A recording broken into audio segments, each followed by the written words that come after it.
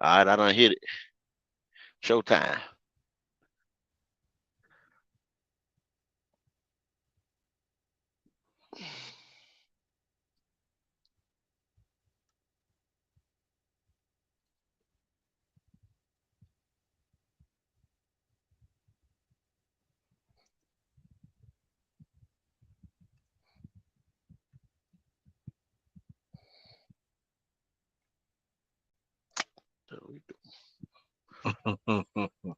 Yo, yo, y'all come on in, cool. Let's get it.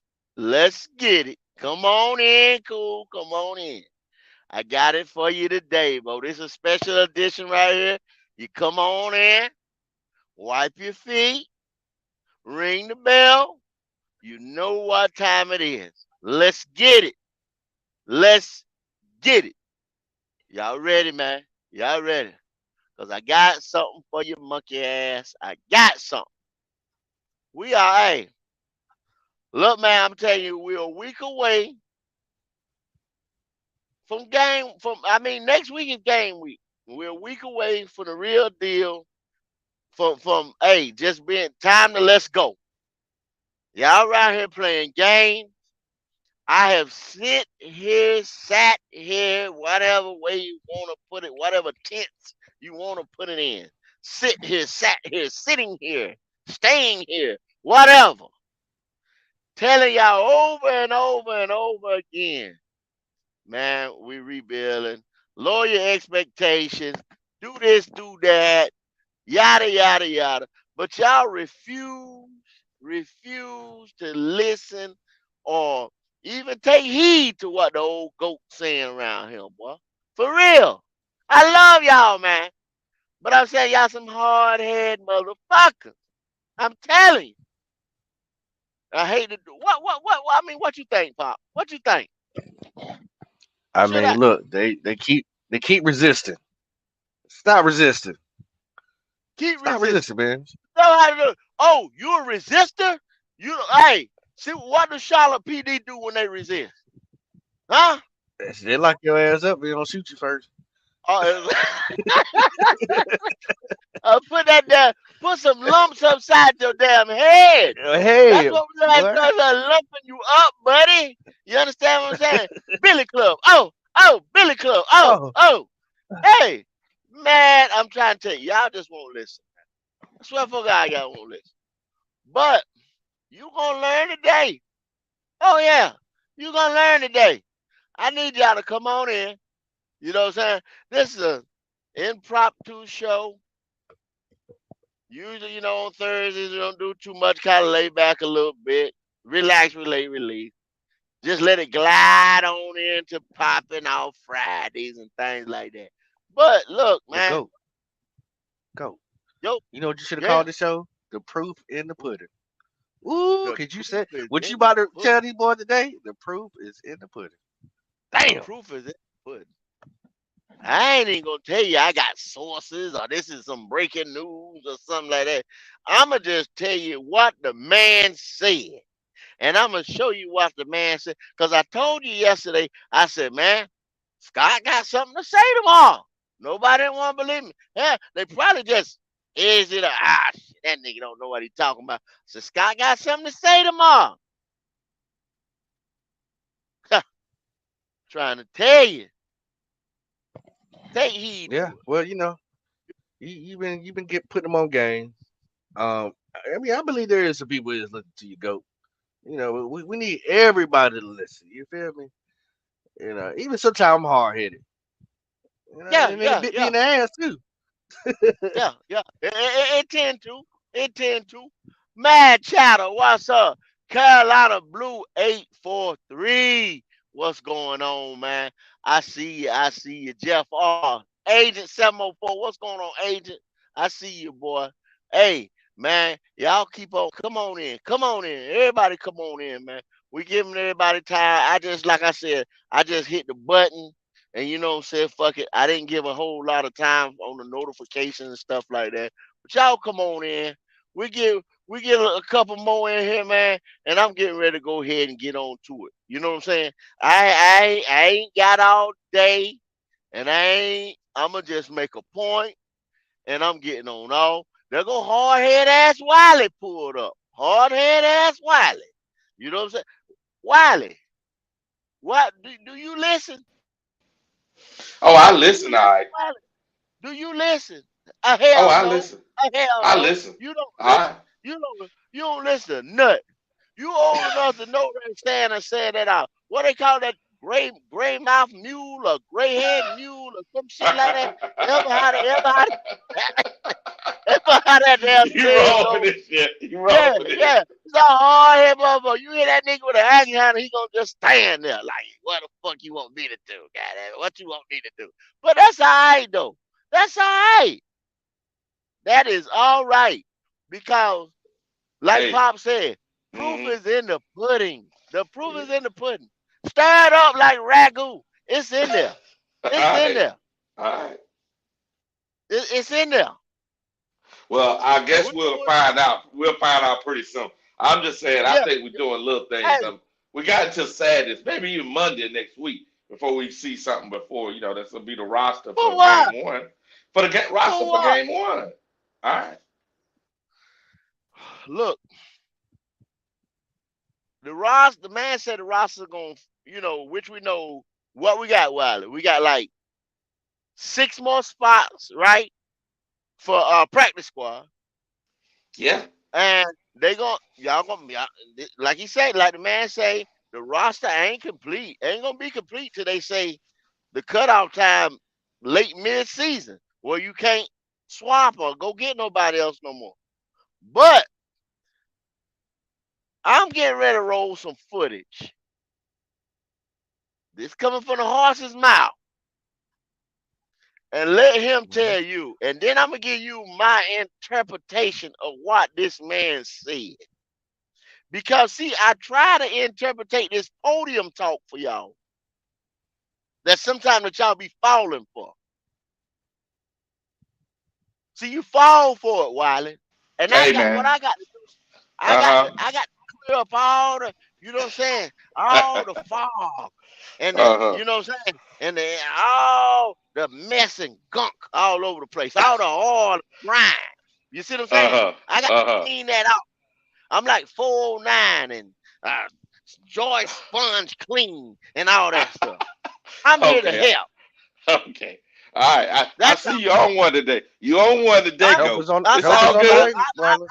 I'm here to help. All right. That's We're all. gonna Help is on see. the way, Wiley. What's Help that? is on the Help What's way, is what on Wiley. help? the way, Wiley. Help is on the Help damn is on way. the way, Wiley. You understand what I'm saying? All right. Let's see. Let's get it. Hey, Jalen, what's up, my boy? What's going on? I see you coming up out of there. I see you, man. Y'all, let's get ready, man. Go ahead and roll him for it, Pop. Go ahead and roll him. Like I said, I ain't come to do no damage today. I just come to be I don't know if it's the bearer of good news, bad news, news that I've already said. I don't know. Y'all take it however y'all feel. You just came to I'm gloat getting on ready. me. That's all that was. You came to gloat No, on me. no, no, no. Yeah, it is. I'm just Tell letting the that truth. let it roll. I'm letting it All right. roll. That's all. That's all. Whenever you ready, Papa, I'm with you. Whenever you ready there, sir, you let her rip.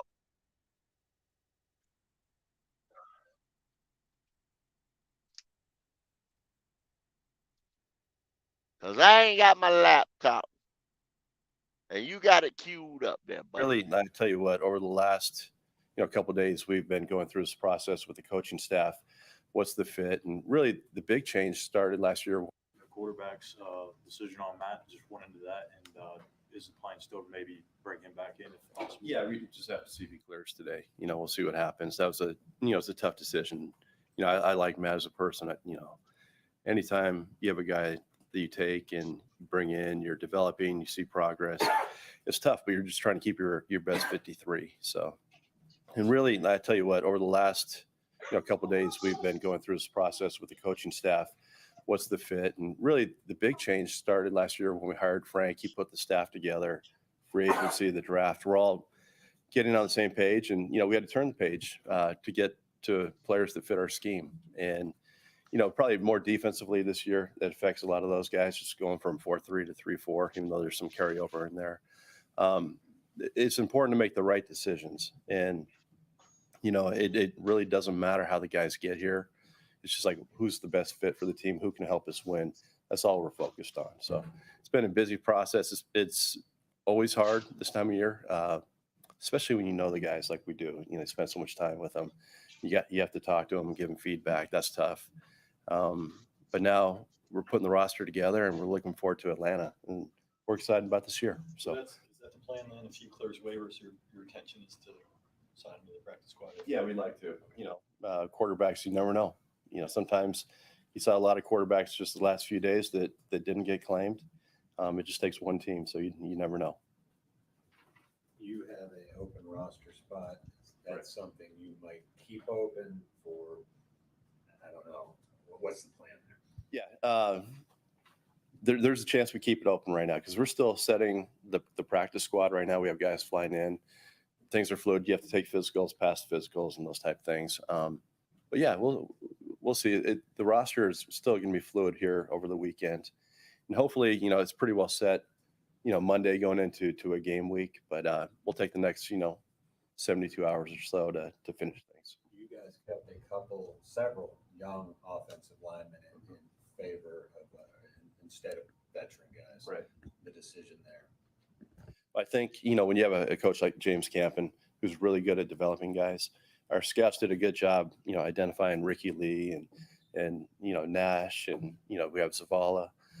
That's a really good group. It's a really young group. And even Brady is a young guy in that group, in terms of experience. So we like this. We think this is a group that we can grow with going forward, especially with Bryce, to have that group stick together. But man, it's young. So, we claimed Throckmorton. He's going through a process right now of doing the physicals. We're trying to get him out there. He's played a lot of ball, but we're always going to be looking to maybe add one more vet to that group just to kind of beef it up. We'll see how it goes. It has to be the right player. And when that player is right, when he's out there, we'll take a shot. Any plans on having Lee or Jensen, become more versatile and playing both sides of the line? I think, yeah, exactly. And I think the guards have to play both spots. I think Ricky would be like a swing tackle. He's got really good feet. He's built like a left tackle, and he has left tackle feet. But you have to learn to play the right side as well, especially if you're going to be up on the active roster. Correct me if I'm wrong, but I think Lee's snaps in the preseason were all on the left side. Has the transition started to?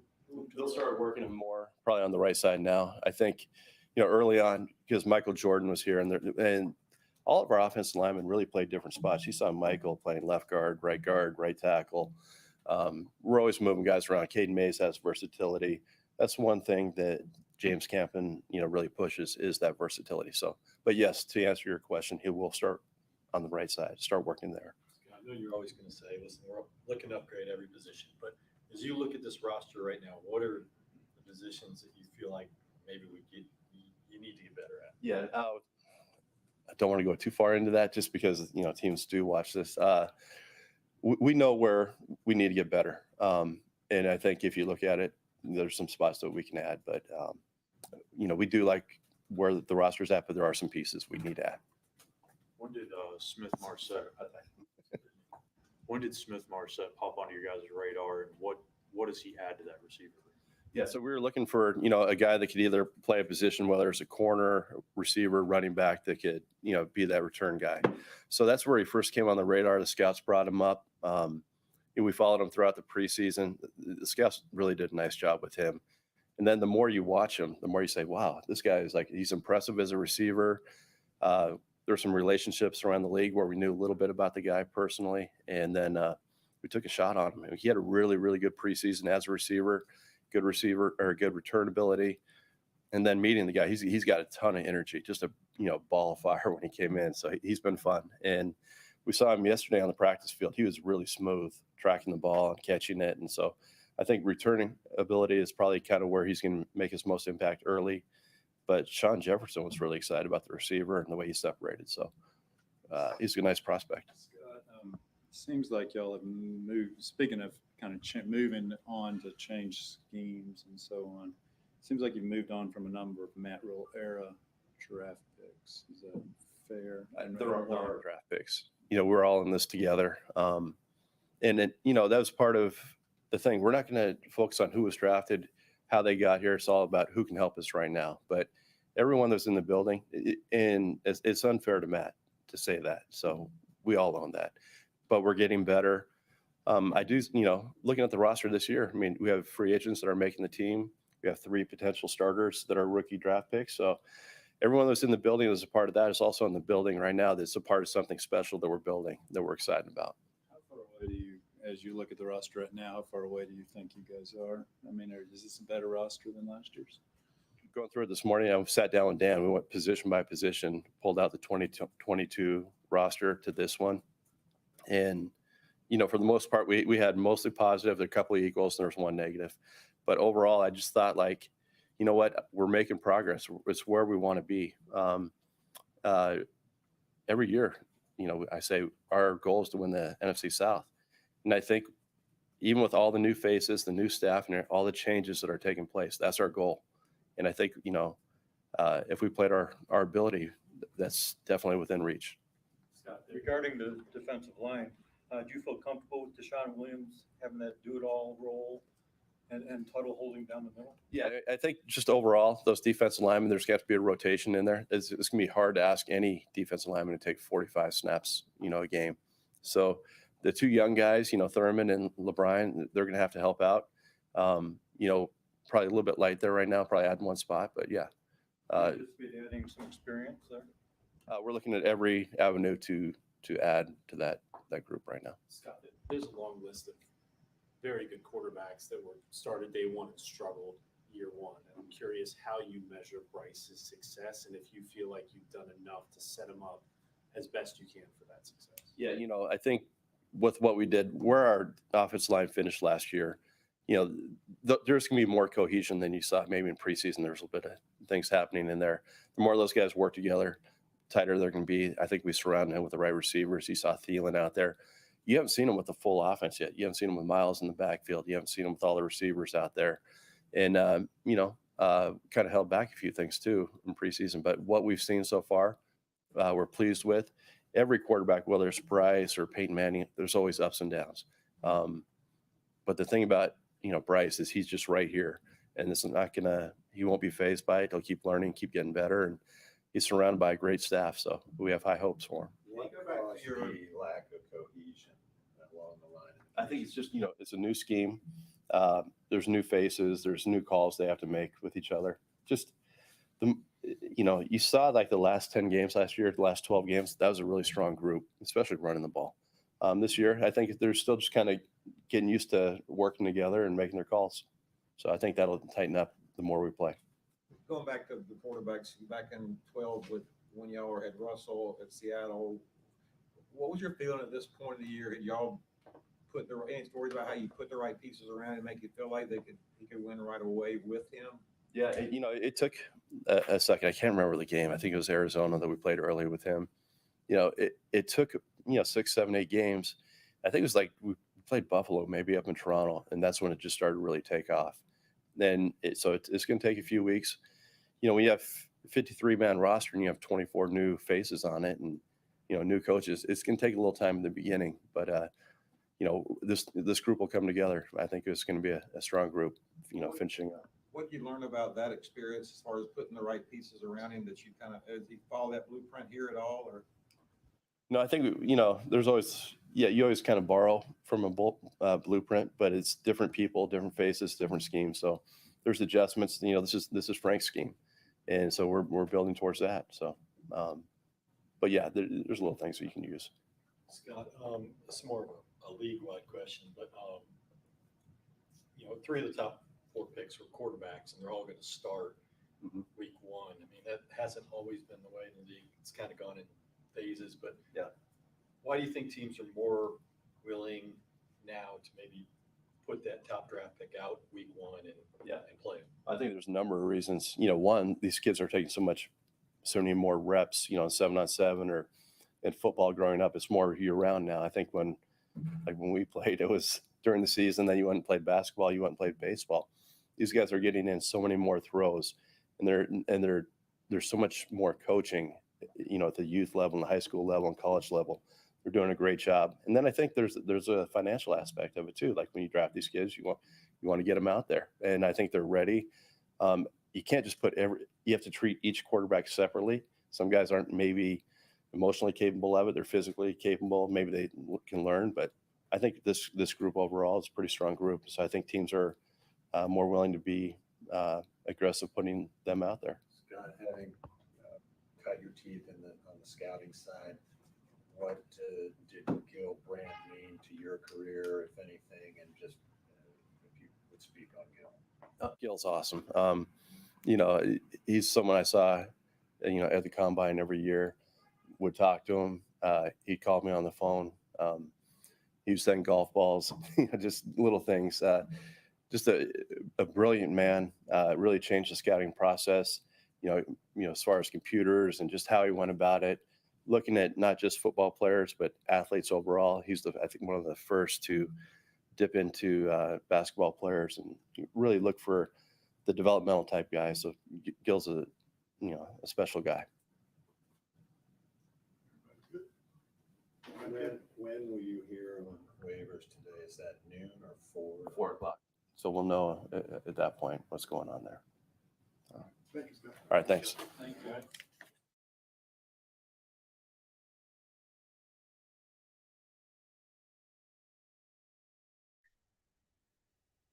There it is. There it is. So, there it is.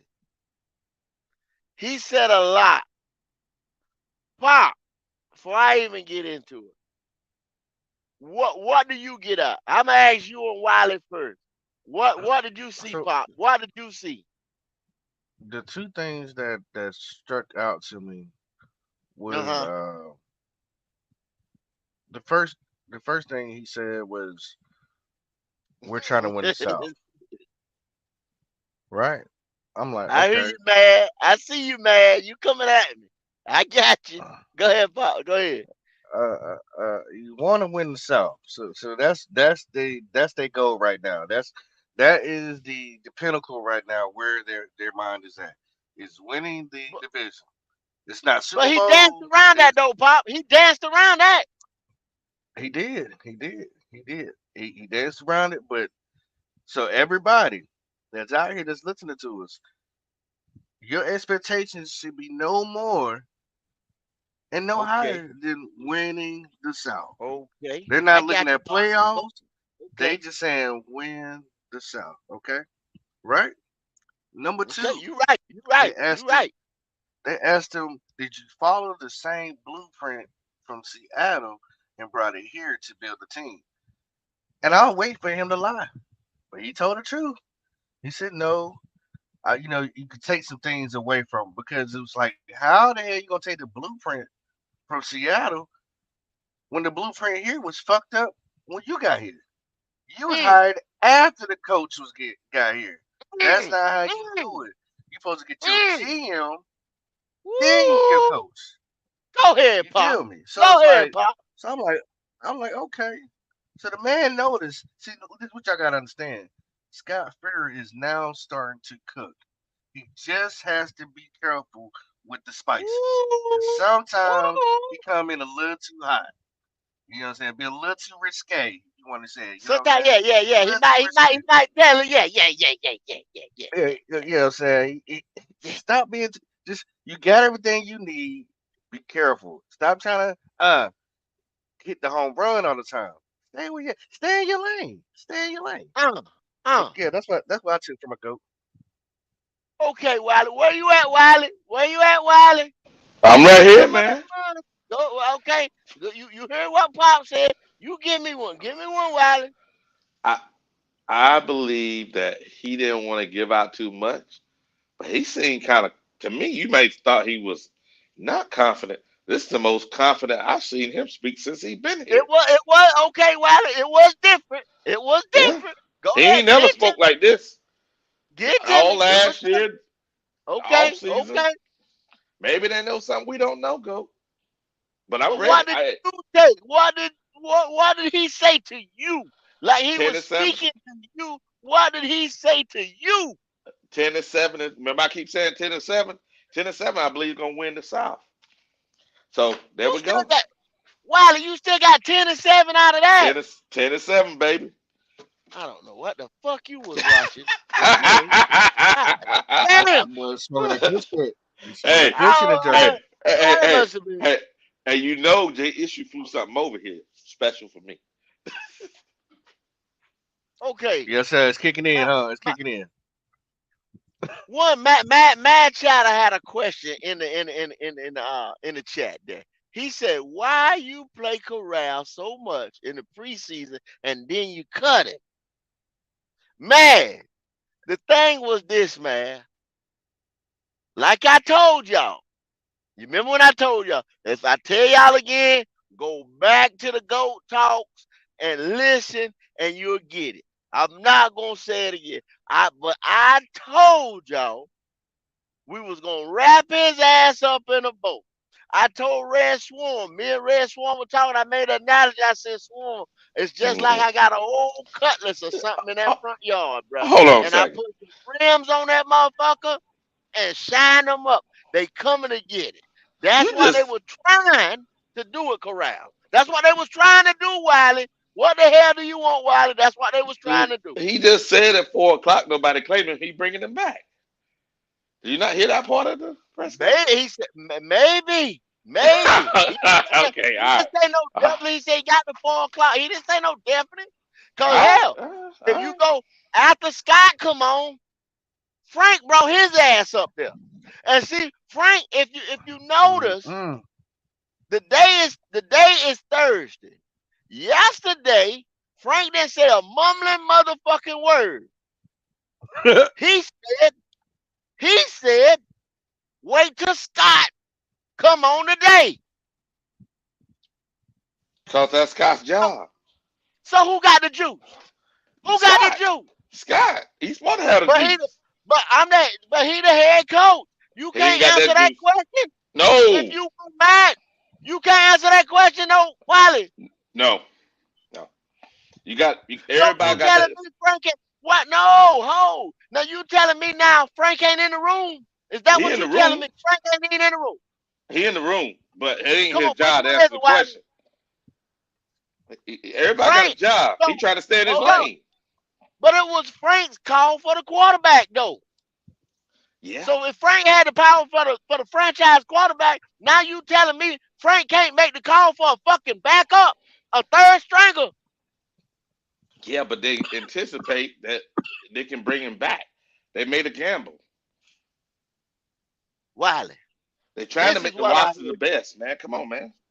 Then this is what I heard, Wiley. This man said that we gone from a 4-3 to a 3-4. Right? They had to get out all Yeah. that Yeah. 4-3 personnel. This is Too what much. that Yeah. man said. Mm-hmm. Do that say Yeah. rebuild or not? Yeah. Does Pretty that say close. rebuild? Can I finally get somebody to say we rebuilding this motherfucker? Or y'all still want to hold on to them cards? Well, how much? I think the reason why people say retool because you still got about Okay. I knew you you still say got some shit about like that. 60% of the people. You still got 60% No, no, of no, the no, no, people no, no. 60% of who people? of the people that were So here what? last year. No, you don't. Talk to me. Talk. Maybe I missed out. Go ahead. No, he Did you said see the? 24 new faces. 24 new faces. 24? Out of It's only 53, Wiley, how 53. many is that? How many is So that, Wiley? I said 60%. There you go. But hold on. If you think about who all Matt Rule drafted, Mm-hmm. right? The only person I can think of that's still here, Mm-hmm. other than Derek Brown and YGM, who else? Derek Brown, YGM, J.C. JC Horn. Horn, Only the Barno, Oh, superstar. Jesse Horn. no, Only the superstar. Barno, Okay, that's four. Chin, Only the 5. superstar, like I said, only the stars Well, and hold on. Oh no, one, Brady Christian, one developmental player. Brady Well, yeah, Christian. Brady. Okay, 6. Well, a Uh, starter. That's the 7. only the starters. that's damn. So 7 people, because it. Hold on, I'm thinking. Hold on. So 7 out of 2 so 7 out of 2 drafts Yeah, but we got people that was is here what you before. got. Yeah, but we got people that was here before. But look, If you, Who? Wiley, check this, Wiley. Mhm. He can't just come in there and yank the star. Chuba. You shouldn't have said Chuba Aries Claire. You should have left him out. Trumbull. You shouldn't even say Trumbull either. I didn't say real Trumbull. talk, Wiley. I didn't say Real Trumbull. talk, I'll Until I talk Wiley. to get the to the chat. I'm 9, talking 10. about, Oh, talk to the chat. okay, got you. Talk to Got the it. chat. Mhm. Real talk. He can't come in there and just yank the starters. He can't just Yeah, I know. yank the starters. Yeah, yeah, I This know. man, this was that man's team for the last 2.5 years. So they just Yeah, I can't know. come in here and yank the starters now. Yeah, I know. So you But really can't even count the niggas that starting. yeah, but I wasn't. So when I said 60%, 24, 24, and 24 and 24 make 50, right? Yeah. Okay, that 50%. You add the other 4 in there, right? 53. Wiley. That gets you to Okay. what? Okay. 60%. Wiley. All right, Okay. Wiley. You right there saying you right there crunch. Just is crunching the numbers. Just is getting to the numbers. What I'm saying is this. That's a lot of new faces, ain't it? Would you contest to that? Yeah, that's a lot of faces, bro. I ain't gonna say a lot about that. That's all. It's a The man lot said of faces. 24 new That's a faces. lot of motor scooters, boy. Then he said, okay, you got people like Ricky Lee, Oh, and you see how they said they had to get Michael Jordan's ass up out of there. hello. These people could get reps. Yeah. Now, isn't that a contested to a rebuild? I That's just pretty want damn somebody good. to say we rebuilding. I ain't gonna say it just because. You want me to say it. I'm gonna do like you.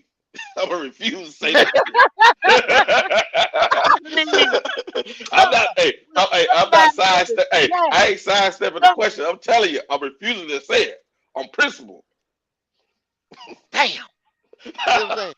Then see, they went, well, let me go to I'll come back today. Maybe I'll come back. Maybe I can get it later on. They even said this. Now, this is the hottest they put Scott's ass on the hot seat. They asked him directly. They said, it looks like a bunch of Matt Rule picks and shit like that. Matt Rule regime. Y'all trying to get him out of here. They directly asked him that. What did he say? That's unfair to Matt. All us to blame for that. Blame for what, Wiley? Trash. Woo! Trash. God, Blame for what, Wiley? He shouldn't use that word blame. That was a bad He word. used the word blame. He Trash. used the word blame. They should, What does they that mean all to you, Pop? What does that mean to you, Pop? they all should be blamed for the trash they brought onto this damn team. You're right. Goodness. That's all it is. You Goodness. trying to win the South with 4th stringers. You know what, Pop? I normally How would say you do something. that? I can't disagree with you, Pop. I can't disagree with you. That's it. Look, My Wiley, we keep it all facts, no cap. I tried You to know be what I'm saying? positive, but I can't do it on this one. I can't do it on this one. But on this, look, did you see the way that man looked? Scott like Spitter looked like he ain't slept in 48 hours. Hey, it looked like his And lip he was ain't quivering shaved when in they about a asked week. him that question. When they asked him a question, like his lip was quivering, like he wanted to Hey, snap I on did him. see a little shake. He wanted to How snap dare on you their ask me? How dare you ask me? You know damn well it's been Matt Rule's fault the whole goddamn time. You know we get rid of it these was niggas. his fault. You know it was his fault. He could have, if he wanted to get the blame off of him, Yep. if he was really getting, that was his chance right there. I think when he go back in that room and say, "Damn, I had the chance to get this shit off of me." But he couldn't do it. He couldn't do it. No, I'm gonna tell you why Yes, he he didn't do could. it. Go ahead. Go ahead, Pop. If he didn't say it that way in that political correct way, and his ass fuck up, you ain't getting no GM job nowhere else because you threw the damn previous coach underneath the bus. Ding dong, ding dong. God. Hold up, Pop. This is not. You done told what happened. Hey, This there is you go, kind of the Pop. way I see it, Pop. This is kind of the way I see it. Okay. If anybody got a pass to throw somebody under the bus, it was Scott. Because Scott's hands was tied. You understand what I'm He saying? can do that. Throughout the He can do it. throughout this clown show, Scott's hands was tied because Matt had total roster control. Everybody know Matt had total roster control. That was just like what was the edge rusher that went to Kansas City that Scott brought to this nigga, and then he said he didn't fit our scheme. Dunlap, See I the think thing? it was. Dunlap, Carlos Dunlap. You right, There you Wally. go. Carlos Dunlap. Right? Right there said, oh well shit, Wayne Scott couldn't bring him on because Matt had total roster control and Matt said he didn't fit the scheme.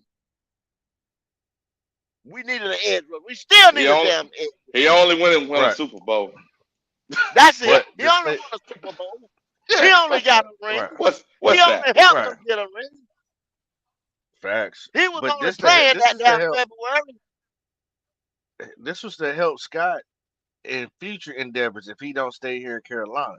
Cause see, what happens is we got that old saying: what happens in this house stays in this house. So he took it on the chin and say we all were to blame. He just bowed out like a champ. That's all. He did politically correct. He said the right answer. I understand what you're saying, Pop. You got a right to what you're saying. And There on we the other go. side, it's a wrong. You know what I'm saying? To what we He say. should have threw him underneath the bus though. I, He should threw that whole I'd have transmission threw on his his ass ass. up. I'd have threw his ass up on the bus. I'd have put brakes on. I'd have backed the fuck back up. I'd have did a burnout on that motherfucker. And then Oh man, I'd have goodness. drug his ass. Hey, so what Because you if did? You yeah, need to boy. pull a chair out, cross your legs, and say, "So let me tell y'all the truth." damn right. Damn Y'all right, got time? Wally. He should Y'all have. got time? Yep. He should have Damn pulled right. up with a white chair, a white folding chair, and just start swinging. No white polo chair. Yes, sir. Oh, we go. Oh, he got serious on it. Knock his ass out. That's how serious it is. Okay. Now, here's one more. Now, you heard Scott what he said.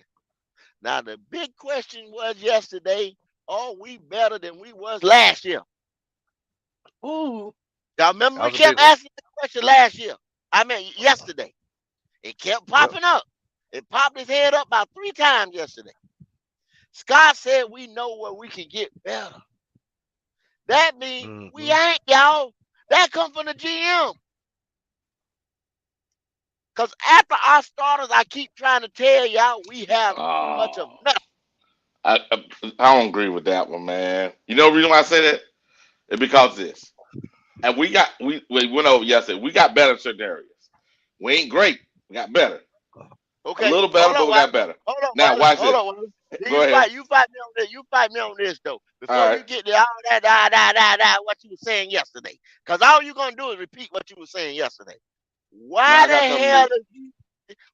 in the hell did that man just said it? He's still flying people in for certain spots on this roster. He said it. See, every time you say something, every time I told you I give your ass a shovel, I let you dig. I'm trying to help you because I stopped you. I didn't want you to dig the hole too damn deep for your ass. Help is on the way. Help is on the way, Wiley. All right. Hey, he wouldn't be Scott if he's not hustling the whole year. So I expect every week somebody maybe get moved unless you're a starter, Pro Bowler, almost Pro Bowler. Your ass is on the hot seat. Oh, look here, look. Y'all look who put a comment in there. Look at read his comment, Pop. Read that comment. How Twandon versus everybody. How many times did I say he getting Matt Rule's people out of Carolina? Look at this nigga here want to jump on the train now. Want to jump on the train when he was talking all that junk yesterday. No, we ain't. We gonna tell himself now. Now he done told people they get Matt Rule people up out of here. That's a rebuild then. If they get Matt Rule people up out of here, Twan. Hey, look, I just got a question, and this for Wiley, cause Wiley, Uh-oh, here we I go. love Wiley for his positivity. Here But we can you go. please tell me who LeBron Ray is? I don't know who that guy is. I got to look him up. I said that Why You you know too. I I guess look wait, up that. the brother? page. I'll help you. Go ahead. LeBron Ray is a defensive tackle. Apparently, he's a defensive tackle, Wiley. 25 years of age. Out of well, here hell, to be specific, he's a nose tackle. 6'4", 290. Now you just got rid of a nose tackle that was 6'3", 330. 340 something. But you get ready to put one in that's 6'4", 390. More like a regular tackle, a penetrator tackle. But you're gonna put him at the nose. The nigga done been in New England, Yep. Philly, Mm-hmm. actually, Philly Stars. The Philly fucking Stars. God. That's the damn. Oh my Where that at Lord, in have Europe? mercy, Jesus Christ. I Pop, don't know where that's at. the Philly Stars. Pop, Oh, we just getting scraps. Who the hell is Nick Thurman? Thurgood. He I played said, at I think he played at the Texans. These is y'all backup, y'all. and These are the your backup. CFL. That's where These are your. LeBron Ray come from. I don't. The We don't know Philly, who. the Philly fucking Stars. I A know, man. CFL player. Yeah. Okay? Put it rough That's out here in the that's streets, man. you damn right it's rough up. I done told y'all and told y'all. You do not shake trees and find big men. You don't. That's Not wild to ones me, with yo. pedigree that's done been to Alabama. Because y'all want to holler the SEC and all this. We got rid of the nose tackle, even though we could have put him on the pup list. He's an SEC player. If y'all the one that puts all that left in that, done made a team, show great promise. Yeah. But we go get somebody that just played with the Philly fucking Stars. It's about hey Right. go. I think it's about fit because I don't know how true this is, and I'm not prescribing this. But they Okay. said that Evero, and if you look at Denver team, he likes athletic linemen, so that way interior they can switch from play to play. So So you don't have a. Wiley, you telling me the competition of the Philly Stars I didn't say that. I didn't warrant say that. the NFL? See, The see, Philly Stars. you tried to put me on. I didn't say that. Go now, come on now. I didn't say that, man. I didn't say that. What? Pop, how many times you go see the Um, Philly Stars?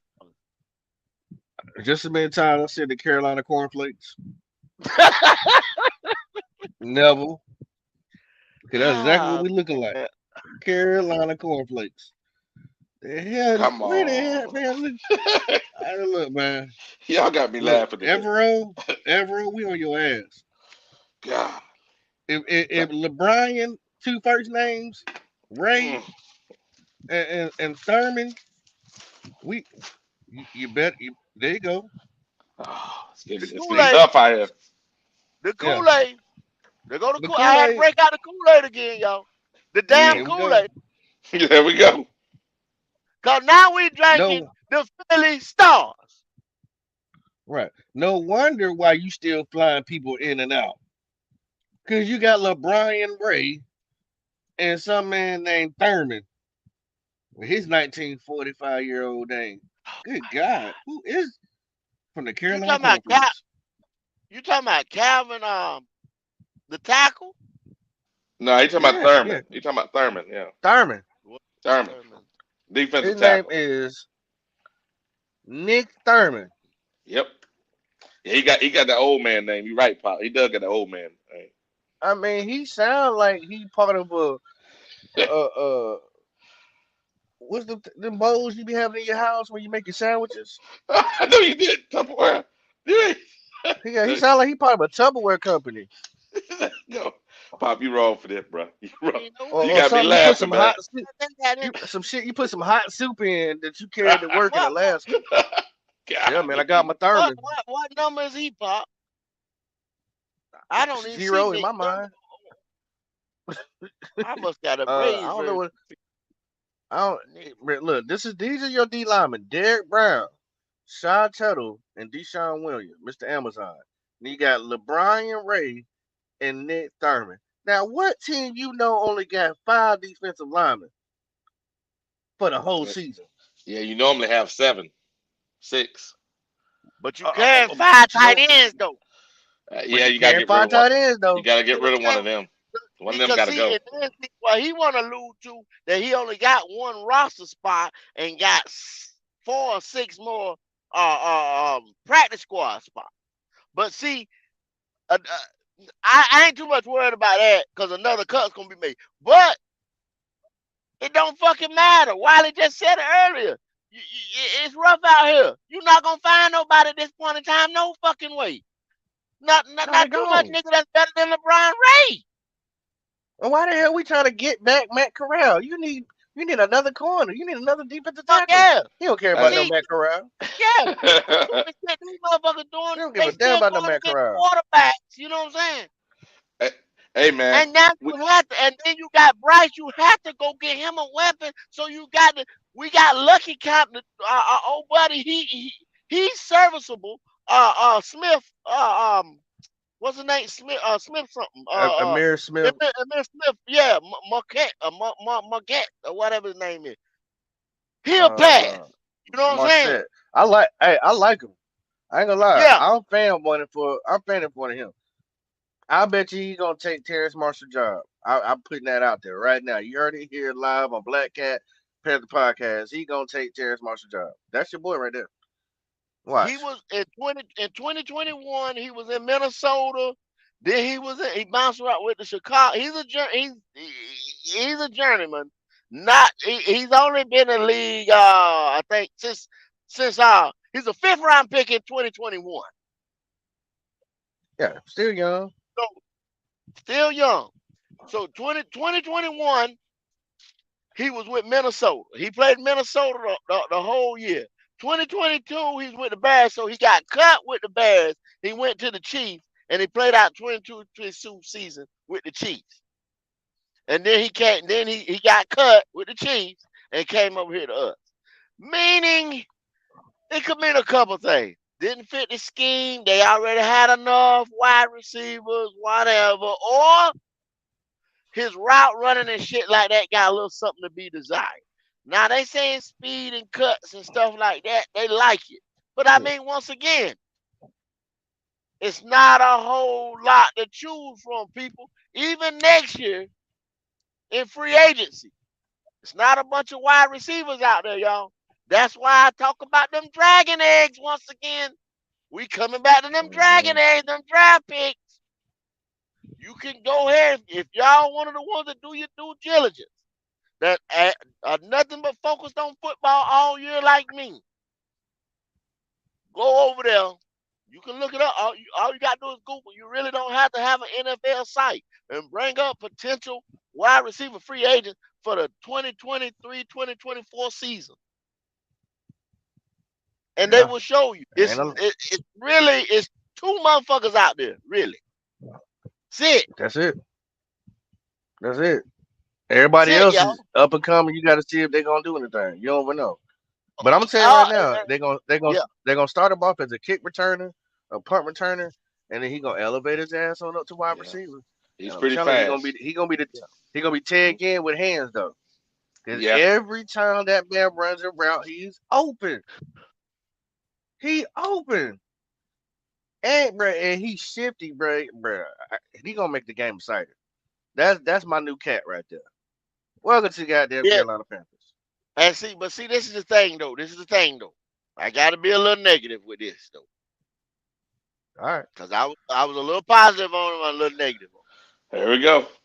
But you gonna see this. You gonna see Wiley. You gonna Uh-huh. see exactly what I'm saying is because you can't help. You're a football guy just like me, and you know this.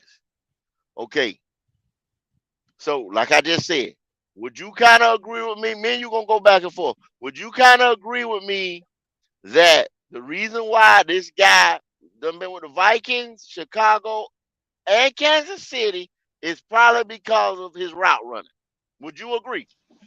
Uh, oh, well, we said preseason don't mean anything, but I think he got better in Kansas City.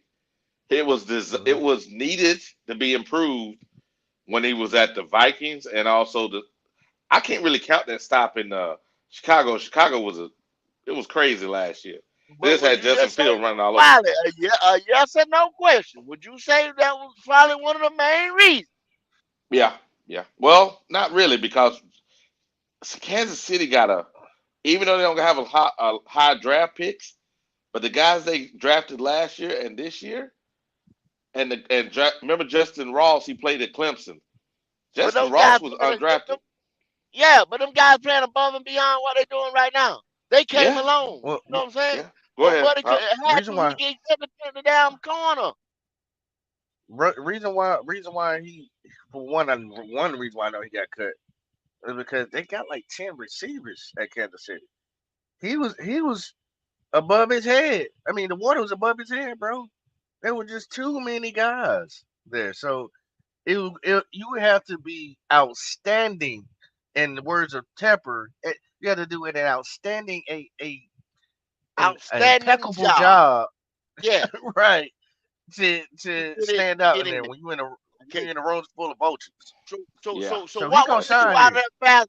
What would get you out there faster than a motherfucker though, Pop? If your routes ain't crisp and clean, right? Yeah. Dropping Your balls. ass is cut because there's Oh, too many Yeah. motherfuckers in the room. well, That and also, dropping Dropping balls. balls will but get you out you of there. also got to look at this. The guys that are on the roster, majority of them went down to Texas and was in the offseason with Mahomes in Texas. So I don't know if he did that. Well, what I'm saying though, Wiley, I'm just trying to make this point right here. We got Bryce. Bryce anticipates the throw, correct? Oh yeah. If he's not Mhm. a good route runner, you Oh, see we what I'm done. saying?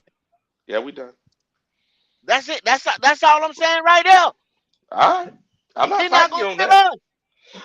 We'll find out.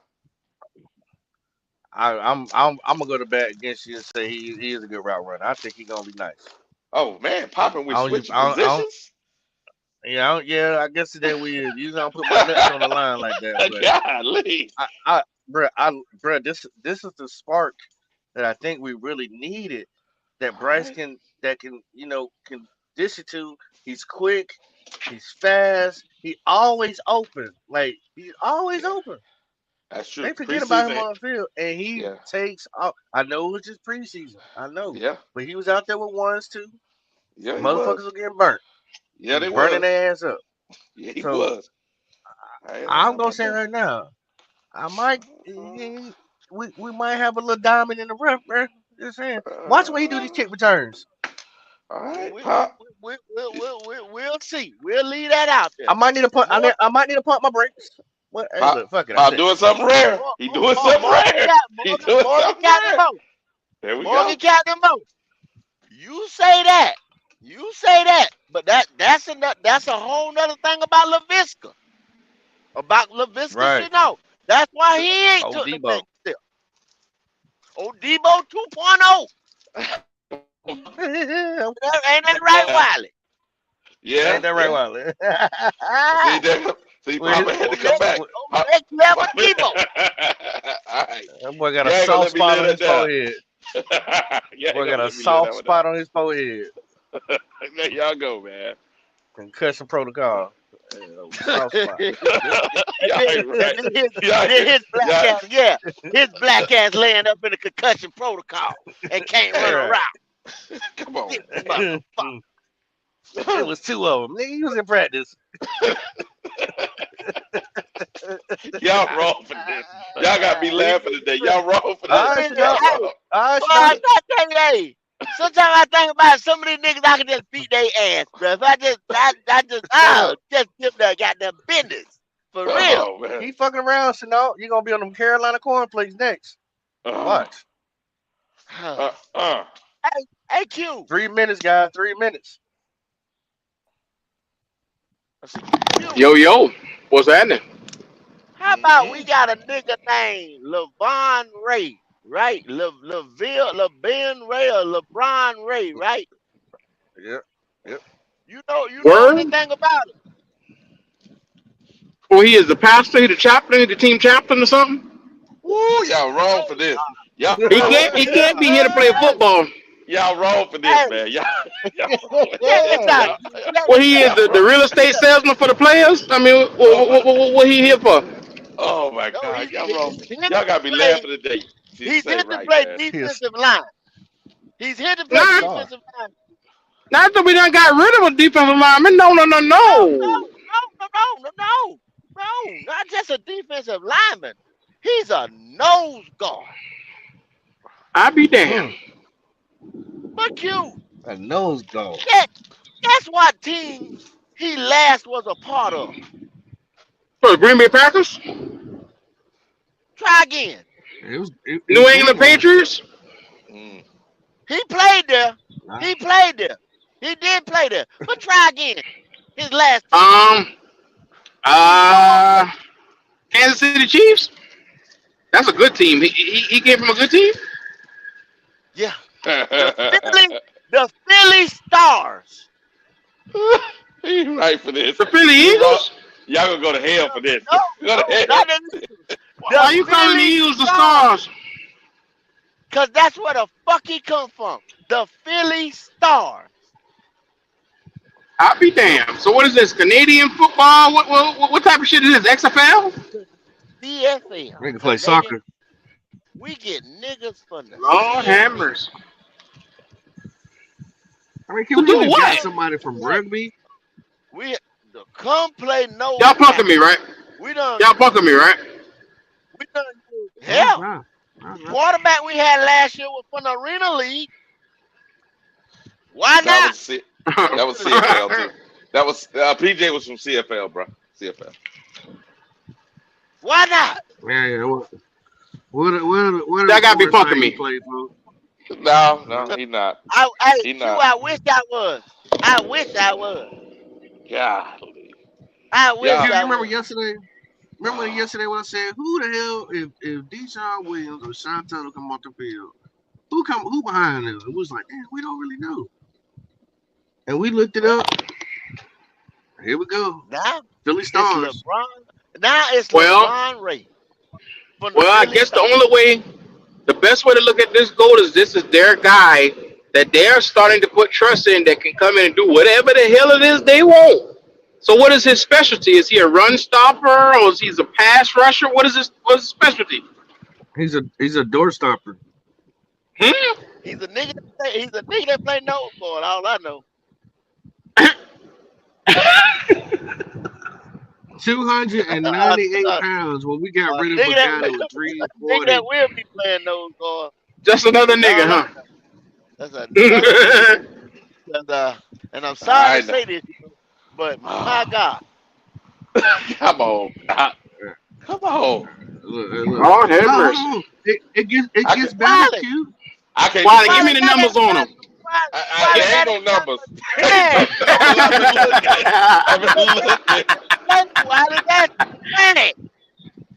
Wiley said there ain't no numbers on it. Oh my God. It gets better, Q. Nick Thurman. Ever heard of him? I got a homeboy named Thurman. No? It's not that nigga. Oh, okay. We don't know who the hell he is either. Well, I'll be damned. Accolades, man. This dude ain't got no accolades, man. You cut Marquand McCall and went and picked up this dude right here. And then cut Raekwon Williams. Well, there's a logical explanation for all this, fellas. Let's look at it from Scott's perspective. Maybe those guys wasn't giving enough edge. Maybe they didn't have enough edge or enough push. So maybe he needed to get somebody in with bigger heart. Maybe their heart is bigger. Uh, Who knows? I see what you did there. You took the Wiley approach. All right, next. Well, Well, do you guys trust Scott? Oh, hey, you need to stop, Q. Stop, Q. Stop, Q. You stop that shit. What? Do you guys trust Scott? Shots fired. I'm just saying. Don't y'all trust Scott? I don't know if you He looked gave me a at. reason to. I don't know if you looked at the video, if you was here or where you was at when the video was playing. Oh, I saw the whole thing. I was in the chat. But they straight up asked Scott ass about the NFC South,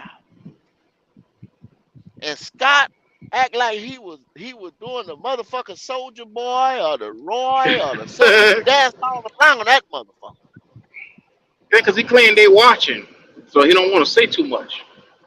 He danced all around that motherfucker. So Pop says something.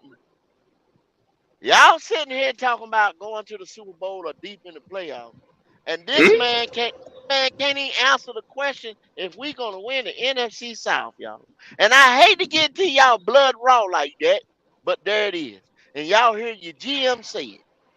And if y'all calling me a lie, I just played it for you. See, I think the translation is going bad. Don't you got some? What you got here? That's what it is. Yeah, he ain't interpreted right, Wiley. He ain't interpreted right. Yeah, he interpreted that right. Scott was up there. Hey, Scott never said anything before. He finally said something, and he can't say that right. Come on, man, give the guy a break. What he say then? What he say? Didn't they ask the man straight up about the NFC South? Yeah. What he say? That's the goal, to win the NFC South. That's the goal. No, he didn't. He didn't say nothing about that's no damn goal. He never said we was going to win. Oh man. See, I ain't doing it, GOAT. You trying to make me jump out the window. I see that. I ain't doing it, GOAT. I ain't doing it. I'm not. No. Stop fiddling with you, so he gonna put you out that bitch. Hey, look. I ain't doing it. Go ahead, Pop. Your GM basically got out there and told y'all we're gonna be trash this year without saying it. I mean, because it's a rebuild, right? No. These niggas still it's a remix. Rebuild. Wiley still It's a will remix. not stay. Oh, wait a minute. If you get 24 guys in the door, no matter what foundational piece you have, that's not a retool at all. That's a full-on rebuild. Of course, you don't get rid of a pillar. Q, it's a What's remix. He said a remix. I'm wrong for this. If you told Lord me have we had maybe 9 new faces, 7 new faces, retool, restructure, 24 and rising, 24 and rising. So go dissect this, and we can finally put an end to it. Oh. How many guys do it take? I appreciate that, Morgan. How many guys do it take to play one side of the football? 11, right? 11. So 22 are guaranteed to be starters, right? If I do my math right. Here we go. That's one side of the football and special team. There ain't but 3 phases, Q. Okay, so half of a 53-man roster. Y'all ain't right for this. I'm just doing the math. I'm just not seeing if the math is mathing. That's all I'm seeing. Y'all wrong for this. Wrong for this. Half of a 53-man roster just came through the door, and half just left out. Would be 26 and a half. No. Now I don't know how you can split a. I don't know how you can split a nigga in half. We're at 60%. 60%. Do the math. That's Bryce. That's Bryce. Bryce Okay, Bryce is a half. That's right. Come on, man. That's right. So Bryce equates for the half. Bryce equates for half. Okay, Yeah. okay. All All right, right. all right. Yo, So boy, funny, boy. So All right. if you we got said that 24, 26 different moving parts, and most of them is on majority on the one side of the football. I mean, because I don't think this is a overall 26. This is most of that defensively, bro. I Yeah. mean, let's be real. a defensive backfield. What are we even Yeah, yeah, yeah, yeah. considering? You You're got right. a You're new right. scheme. You got a new scheme on both sides because not only is it a new playbook, but it's a new defensive scheme with a 3-4 Yeah. philosophy Well, change. yeah. 24 people come through the door. You got cuts where half of your undrafted rookies are out of the door now. You brought in I 13 undrafted free agents. Yeah. 13 Yeah. of them. Yeah. I'm not the smartest person, but this seems to me they kept the pillar guys, which is like the Brian Burns and the J.C. Horns and different pieces on the offensive line, and they just said, okay, we're gonna burn everything else down. Mm. God. And see, Yeah. my whole thing about this, y'all, this is my whole thing. This is why I harp on it. If they'd have just went ahead and said that, Matt's out of here, this and that, cause I'm like this here, Q. Could you have not just thrown this on that nigga's shoulders, right? On Matt Rule's shoulders, and been he the one fucked it up. You You had gonna told the roster, dance on it? no, why not? You go, Why not? Why Well, not? because if I throw it on Matt Rule's shoulders, it's still gonna come back to bite me in the ass because I was right there shoulder to shoulder with him. So I mean, for most of those calls that he made, Scott Fitterer had just come through the door, but they're not gonna let him say, okay, we're gonna put this fully on Matt Rule because I gave the sign off on this. You know what I'm saying? So they're still gonna attach his ass to it. So he can't do that to Matt Rule. But hold up. Now I'm gonna ask y'all this right here. Let's just say we some electrical engineers or some shit like that, right? And we putting together electrical grid. You know what I'm saying? And I tell y'all working for me, right? And I say, Uh-huh. you in grid 31, you put that pole right there, put 6 wires on it. Pop in grid 17, you put that pole right there, while in 18, JSU in 39. Run all these motherfuckers together, this and that. Right? Boom. Y'all went out there working. Y'all did what the fuck I said, right? When I flip that Mm-hmm. lever, no lights.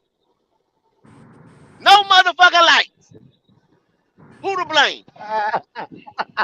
One of them niggas that put Like, that pole in the ground. yeah. One of the. Yeah. They well, didn't you do it gotta right. look at it. There may be a trigger switch stopping you from getting electricity to it. So, like I The said, grounding you was don't there. want Yeah. you don't want to I'm damn yourself on that. Goat gonna be the one to blame. I'm the one to blame. I'm the one. I'm the motherfucking chief rocker. I set the grid up. I told y'all where to put them there and run them poles. Cause y'all gonna say, all right, I did what you told me to do. I ran them poles. I ran that from 6 to 7 to this and that. I did my job. Well, if you want to look at it from that perspective, it go from like I said, collectively as a group, you can say we all fucked up. I mean, if you want to be like that, you can say Scott, you can say Tepper, you can say Rule. All of us fucked that up. I'm not gonna pay you and then micromanage you. And then you know what I'm saying, when you fuck it up, I'm not gonna blame you. I'm not gonna do I that. get it. I get it, but in the business that you're playing with, Pop picked something on earlier. It's not he don't want to fuck up his image because you don't want to toss a nigga up under the bus, and you might not be here long. You don't want to do that. That wouldn't be a smart move. I'm just saying they had the perfect chance to put him as scapegoat and burn it all down and say we burning it down because of this. I would have been right there behind him and got on that train right there. So what That's I'm what saying is go. Do you think Matt Rule has another chance at the NFL after this last run he just had? he might could slide his monkey ass in there again somewhere. But It's what I'm saying is people watch how he reacted and how he talked shit about the Panthers and went on his tour. He's less likely to get another shot with one of these billionaire owners because what he just did was rob the bank with Tepper, turn around and say, hey, he didn't give me everything I needed. He took the cash and ran. But the biggest thing though, he told his story though, Q. He cleaned his face. He told his story. See, he He didn't let them tried. spin it. He tried, but he didn't. What he tried to do is not let them spin the narrative the way they Uh, want. Real That's quick, what he did. Cody, well, Cody, I know you somewhere around there, but you might have to get you a Patriots jersey. And Macaroni signed with the Patriots. I told y'all that yesterday. He going to the Patriots. They only got one quarterback. There he go. He out here. So all that bullshit that Scott Sapp just said, yeah, we're gonna try to see if he pass Try to physical. get him He ain't back never down. even got off the damn Yeah, plane. y'all around here He been hoping in and New praying England the since he got motherfucker cut. come back on waivers and shit like that. That's this is not a good business plan to have. Hoping motherfuckers come back on waivers. Well, he in a good Why? position now to succeed if he get a Belichick. He's gonna learn a lot more over there than he was with us. He's be a backup too Now, because that's Mac Jones's team I now. don't know. Because Now that nigga took Jimmy G and made him a valuable starter. So Belichick Bill can take and O'Brien mold over there. anybody. Bill well, O'Brien let me over ask there y'all now. this. That's Mac Jones' old coordinator from Alabama, man. Let me ask y'all this. Would y'all be against the Panthers now going off of history? Just off of history. Uh Our coach never has three quarterbacks. He always runs with two, as long as he's been a coach. He never runs three. But, because of what we seen happen with the 49ers in previous years and their quarterbacks were getting hurt, would y'all be against us getting Bailey Zappi that's what I To was do what? thinking, Papa. That back practice for a squad, backup? practice squad. I'm good with Dalton. Well, but, Um, Oh, you want a but backup, you ain't gonna Papa? have Dalton. You ain't gonna have Dalton for so long. Correct. Yep. yeah, but um, Bailey Zappi, I guess. I mean, if y'all want to, fuck it. No, I'm not saying want to, but you gotta think about it. If this your franchise quarterback, right? And if if something happens to him, which we don't want, we're not saying that, but some things happen. Dalton's only here for 2 years. So if we have a 10-year quarterback, you still gonna have to have backup. You know what I'm saying? Would y'all consider Bailey Zappi? Because Bailey Zappi, I think, got picked in the 7th round. He will be cheap. He don't have the biggest arm, but he's pretty accurate. Yep. I I I take him. I, I tell you I tell you what, Pop. I tell you what. I'd rather go back in the draft and maybe get I thought somebody about to that. actually push Bryce. You know what I'm saying? To actually push Bryce. I don't want none of these recycled motherfuckers. Go I'm get a tired of fourth that. round nigga or a third round nigga to push his ass. Hey, is that What? right? Did Mr. White say that right? I'm gonna put it back up there. Anybody can confirm this? And Bailey's on the practice squad. He Not might what I've be. seen 'Cause on Twitter. he He got might cut be last week. I said Yeah, he that got cut yesterday. last week. So he might 7 minutes. have made it up right round. Hey, what it Four do, minutes ago. pickle? Man, I mean, wow. unless he Welcome signed in the back, last Pick. 4 minutes. Welcome back, Pickle. Yeah, he might have made it Let's back see. round. Because he got cut last Yeah, week. he got. Yeah.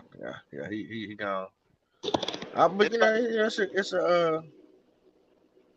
good. It's good. Some good shit, man. That's some good shit. So Zappy, I go like I said, go in the draft and get somebody that we can groom. That's I'm facts. not with I'm not with getting one of these guys. That's just my opinion. Yeah, but I think we need to have somebody like Bailey. At least played pretty decent last year.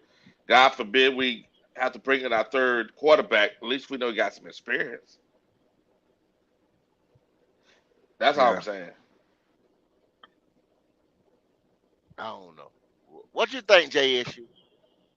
I don't want no goddamn Bailey Zappi. Go in the Damn. draft, pick Can't up somebody Yeah, fresh. but what about fresh. this year? What about this year, issue? That's what I was saying. I'm not talking long term. I'm saying we got to have somebody because remember last year we played 3 months. A lot of teams played 3 quarterbacks. You better have somebody with some experience.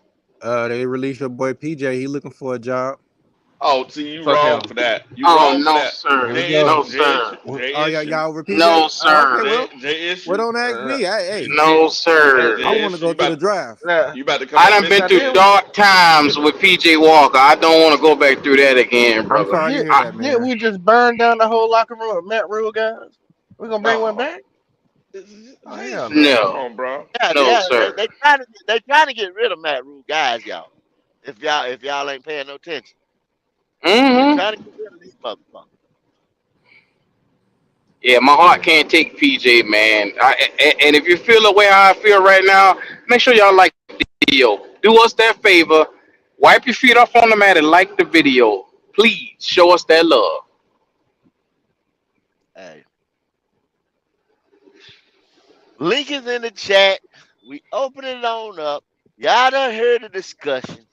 Y'all know what time it is, man. Let's get it. Don't bring that bullshit up in here when you come. Y'all see what we been talking about.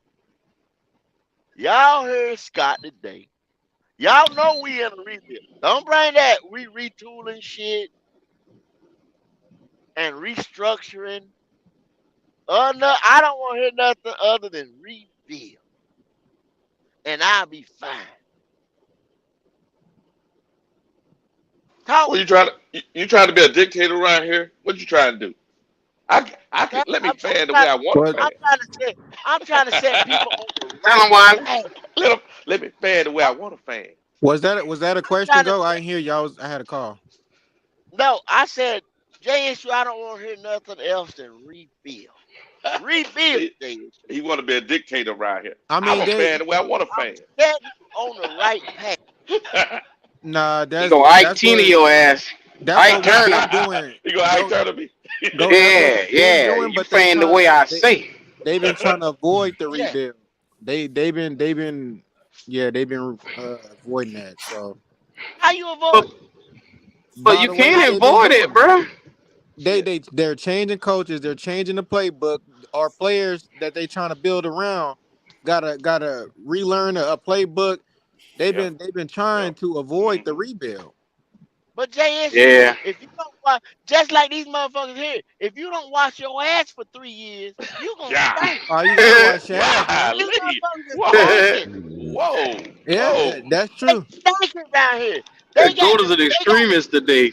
they Yeah, got to yeah. put pine tar, slow rock, Oh burn God. this shit, smoke this shit out. They got to get Matt Rule No. the fuck up He out talking of about here. Yeah, get they the. got to. Your We ass Yeah, would got be to yeah. get. done rotten. You don't watch it for 3 years. You ain't That's lying. right. Oh We got That's what saves I'm around saying. here. We trying to save Hey, the place. What we trying to do?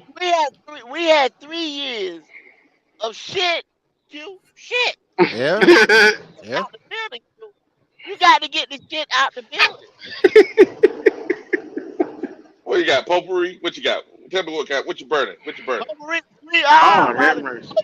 Potpourri ain't gonna help 3 years of shit. Mm. That shit That's is wild. rushed. That's wild, bro. Yes, sir. Twan Don, welcome to the show, man. What's going on? Yo, what up, man? How y'all feeling? What's up? Doing all right, Yes, man. sir. Yes, sir. All right, man. Let's go, What? man. Let's go. What do you want? So, What do you want? thank God that you do got some feasible motherfuckers on here. Q, Pop, definitely Wiley that can see that can see the shit halfway. Uh, I don't think Kendall likes this fucking team at all. I Get don't that think good, man. I don't think he Hey, rocking with him. I think he could. Well, I think he need to sit down this the year damn out. truck. he So said look, this year. but look, I'm gonna keep it all facts PTSD. today. I'm gonna keep it all All right. facts today. So that dude Ray we went and got, that dude is out of, y'all probably know he out of Alabama. That dude was a fucking monster when he was at Alabama, man. Then he got fucking hurt in his last year, coming out. Nobody wanted to fuck with him. That's why he went to that league. But supposedly he's straight, you know what I'm saying, or whatever now, whatever. And then that's a good guy to take a chance on. He was supposed to go in the second round in that draft, but he got hurt in his last year. and people was afraid to pick him up. But that motherfucker was a monster. So You know what what you I'm Carolina saying? saying? We Panther got a diamond. You It's- saying we got a diamond in the rough? We got a diamond in the rough. I mean, all I'm gonna say is this, Kendall. He's No, no, no, worth. no. You saying we got a diamond in the rough? Let me finish. Oh hell. I think he was worth. He is definitely worth the look. You know what I'm saying? To put him on the team, his upside is incredible. You know what I'm saying? You can only hope for the best in situations. Look, if all teams had it right, then everybody would be in contention every year, man. As far as Carolina Scott, I Panthers mean, I think y'all workshop. said the right thing on that. Scott can't go up there and say "fuck Matt Rule" in front of everybody or whatever. He know that's a career suicide, and it's the times we live in now, man. You know what I'm saying? Like motherfuckers gonna keep it. What do you call it, Q? Motherfucking Politically correct, PC. Politically correct. Yes, sir. See me myself and a lot of people. What your boy did when he got to Denver and what he said about the coaching staff before him, I had no issue with that because that motherfucker. Because Sean Payton was keeping it real. But motherfuckers got these baby ears now, and they can't stand when motherfuckers keep it real. He kept it real. He said those motherfuckers before me was trash. And people got mad at him. You right, Twan. You right. You right. You motherfucking right. Sean Payton, then what? Everybody got off with spit when now he's attacking Nathaniel Hackett. He attacking Nathaniel. If Nathaniel Hackett left him with some bullshit over there in Denver, trash. He was correct. He gonna sit there and tell him, look, I got to rebuild this motherfucker. I got to redo it. I got to get Russell back right. You understand what I'm saying? Same thing Doug Peterson said over there in Jacksonville. Right. Doug said, I couldn't coach this motherfucking team. I had to heal the city. Y'all got some money. I had to heal the whole goddamn city. Before I could whoa. We got money, go. We got money. Red Swan with the $4.99 said 9 days in his motherfucking own. Keep pounding. I know what you want to put in there. That's it. Thank you for that super chat. Keep pounding. What I don't like about in these interviews, when they do interviews now, is why you guys do press conferences and have these interviewers ask y'all real questions and all y'all want to do is give them bullshit ass answers. Nothing is getting accomplished by that. They need to just do away with the shit and they're not going to say how they really fucking feel. Everybody in the world know Matt Rule is fucking trash. Look, I love Scott, but I ain't taking the blame for that motherfucker. I'm not going to do the politically correct thing when it comes to him. I wouldn't have said nothing bad about him, but I'd have been like, it ain't our fucking fault. We gave him everything he wanted, and he got his money. I ain't going to say we fell shit. It was him. That's why the interviewers ask him those questions. I love our interviewers with the Panthers because they ask real fucking questions. And all Frank Reich do and Fritz sometimes and Matt Rule is get up there and try to motherfucking pull the wool over the eyes of the fans. Motherfucker, we can see. We can see the game. We know what's going on. We just need y'all to get up there and reiterate what we already know. But y'all gonna get up there and want to put on motherfucking Snow White dresses and shit and be like, oh, no, we just all or whatever. Kendall, look, I won't call it a rebuild. And you thought I was joking in the chat? I would really call this shit a replacement. And I said many, many times before, but this nigga is trying to get rid of all of Matt Rule's fucking people, man. He just not saying it in the microphone. So, but nigga, we hold tight, Twan, hold tight. Yeah. Pickle, what's going on with you? What's up, man? How you like last year, during last year's draft, Scott Fitterer traded a third and a fourth to move up in the third round to draft Matt Corral. That's what the Patriots, he traded with the Patriots. A year later, the Patriots still get Matt Corral. Right. Scott Fitterer, you a dumb son of a bitch. They keep capitalizing on us. Belichick keeps playing chess with us. He waited around for Cam to become available and took him. Y'all can't sit there and say that was by design or anything like that. No. It's all right. I still blame some of this on Scott Fitterer. Now, Scott Fitterer said it was his draft or their draft picks. All right, fine. So it's still your damn fault too, bitch. Politically Okay, correct. now that being said, what? Either way, and okay, he don't have to be political. It's still his damn fault Pickle, he ain't gonna because come he out. took the job. If he didn't want to be Matt Rule's little bitch for a year, he shouldn't have took the job. So True. that's my opinion. You gonna take the job, be somebody's little bitch for a year? I ain't. Pickle, David Tepper made No, I'm him a not bitch. the kind of money they make. David Tepper made Scott a bitch though. He said, "Look, this is your new daddy." Yeah, but Scott knew that going in. Scott knew that shit going in. He knew that going in. Yep, So he Pickle, agreed. what you So supposed to do? Not take the job? if you go get you a lady down the street and you know she got every disease in the world, don't complain when you walk out the hotel room and you got that disease, brother. He ain't complaining. You know, that's the way I look at it. Be damn. Hey, Mr. White, we got Mr. White. Let Mr. White. Hey, what's going on, Mr. White? Blanco. Let me tell you something, Go. Let me tell you how Belichick finessed the Carolina Panthers. Thank you. Oh hell. Let me break it down to you. Not only did he get them picks, what he did, he put both of his backup quarterbacks. He waived Malik Cunningham and he waived Bailey Zappi, and then he brought them back to the. He brought. White, Mr. White. I'm gonna read the money, Pop. Read the money. Red Swan with that $4.99. He said, "This is why I told Kendall and Cole today. Y'all are doing what we had to do. Arthur Smith and our GM had to take the last of dreams trash out.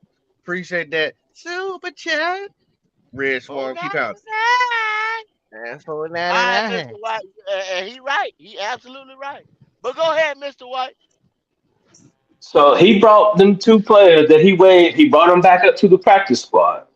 So once our coach saw that, he said, "Oh, everybody in the NFL pretty much has their quarterbacks on their team, whether it's on the 53-man roster or the practice squad." So that's when he chose to waive Matt Corral. He waited until then to waive him, thinking nobody would claim him. And when he did that, what did New England do? They scooped him up. Second time he finessed us. The second time. I blame Pickle. I blame Pickle for all this. You can. I don't care. I don't really call it a finesse. I call it Scott Fitterer bend over and said, "Give me some, brother." Man, that's what Scott Fitterer did. Fault, bro. Scott Fitterer bend over and said, "Give me some." But here's what. First and foremost, if I was, Matt Corral, he ain't started no regular season games. He ain't even played in a regular season game. The fact of the matter is, he ain't even looked good in the preseason games he played in. Now, all that being said, well, I take that back. He did look halfway good. He looked decent in one game. Anyway, all that being said, Bailey Zappi so far has had a better career. And ain't nobody. Bailey Zappi was cut, went through all 32 teams, and everybody said no except for the Patriots, and they put him on the practice squad. And, so Belichick grabbed him, fine. If I was Mr. Fitterer and I thought I needed a third-string quarterback, I'm going to go take one of them cats off their practice squad. Hey. That's me. We steady talking about Matt Corral. Why are we still talking about Matt Corral? Look, I don't care for Matt Corral. I don't care for him. But it's the simple fact of what we gave up to get him, and now we still don't have him or nothing to replace him with. That's what I'm concerned with. We got finesse. That shit is gone. We had a best-ass coach that was sitting on the hot seat and said he should have got a quarter. We all know. Everybody on this panel right here know that he should have got a quarterback his first year or when Fields passed by his face. He should have got his quarterback. He was reaching. Okay, that was last year. So now this year, if you know you're gonna get rid of him or let him go, at least try to get something for him. We could have got something for him. No, we couldn't. No, we couldn't. That was the point, my friend. Nobody else wanted him. They've been trying to hold on. How did if nobody wanted him, why did New England pick him up? We could have traded Bailey Zappi for him for all of that. Because Bill ain't stupid. Andy Reid ain't stupid either. If they wanted him, they know you was going to cut him. They just wait to claim him off waivers. Well, how come we didn't claim Bailey off waivers before we cut him? Why didn't we claim? Well, okay. Well, all right. Why would Bill Belichick give you a draft pick for somebody he knows he was going to get any damn way? He didn't know but that. If Belichick cut the man and we had an opportunity to claim him off waivers, why didn't we do that knowing that we was going to cut Matt Corral? We got two quarterbacks on the roster. New England got 4. Because they don't have 4 on the roster. They only have 2. They got 2 on the roster and 2 on the practice squad. Exactly. Oh, hold on a minute, fellas. Hold on. Pop, what you got? Hold on for a minute, Pickle. The reason why we are not claiming any other quarterback because Frank Wright doesn't run with 3 quarterbacks. He only runs with 2. That's smart. his style. I like that idea. That's okay. Here's the problem I have with that. I understand what you're saying, but the problem I have with that is that we got a rookie quarterback starting, and his only backup has already been hurt. It wasn't the Red Rifle hurt earlier in training camp? That was an excuse. No. That was a veteran day. That nigga wasn't hurt. So who's going to be our quarterback on the practice squad? Andy ain't been hurt this year, not in training camp. So who's going to be the quarterback on the practice squad? They ain't found that dude yet. So you just I thought they signed Leota back. So we just gonna have the Leota was an end. They got 4 to 6 spots to still fill, y'all. 4 to 6 spots exactly. Yeah, I mean they'll find somebody to play third string quarterback. They got one spot. I mean, they got one spot to still fill with the 53. They'll bring back Lodum. And they got a spot on the 53-man roster. I knew they was gonna wait for that because that's what I say. If Scott wanted to be an ass, he would go sign somebody off the practice squad, or off the Patriots practice squad, just for spite. No, I thought it was smart from the lead. That's what I do. But it was he better sign somebody that knows. He ain't got time to be spiting no goddamn body. Yeah, he ain't got time to be spiting. You're right. But you know, throwing draft picks away is what Panthers GMs do. They always did. I mean, you remember how many draft picks Gettleman gave away for Darryl Worley? Remember, he gave up 3 draft picks. He traded a 5th and a 4th to move up in the 3rd to draft Darryl Worley. 2 years later, Darryl Worley was cut. But see, he ended up getting 3 corners that same draft. He got exactly. Worley, he got starter. He had a Hispanic name and Bradbury. Sanchez. And then he got Butler in the 1st. What an awful draft. Anyway, man, we passed we draft picks like Tic Tacs. Yeah, we got Matt Corral. Matt Corral in the building. Matt Corral. Nah. It's Anthony, bro. But like, I'm just trolling because Matt Corral was always a bum. Okay, he was always a bum. And everyone Matt Corral in the chat. I said Matt Corral don't find his way to the chat. Before we drafted him. Yeah. Nah, I don't like calling them. But look, what's up, Anthony? You doing all right? What's up? Yeah, bro. I'm doing fine, man. Just ready for the season, man. What's up, Anthony? What's up, Twan? How you been, bro? I'm good, bro. So Anthony. What's up? What did you see Scott? Did you have a chance to see Scott Fitter at the podium? Yeah, I watched it this morning. Okay, what was your take on it? What was your take on it, bro? On the Matt Corral thing or what? Oh, Scott. Basically, what did you get out of Scott's podium questionnaire interview? Well, I mean, I think it's obvious. I think, he said there's still like ways to upgrade the roster. There's that. I mean, I think bringing in some offensive linemen is something he's trying to prioritize. I know we picked up a couple guys like that. I think it's all pretty much to, try to support Bryce with the best supporting cast for year one. Yeah, I mean, I didn't get really that much else out of it. I did think it was funny though when he actually like gave Matt Rule some credit. Well, he was just saying like most of these draft picks, we all had input together.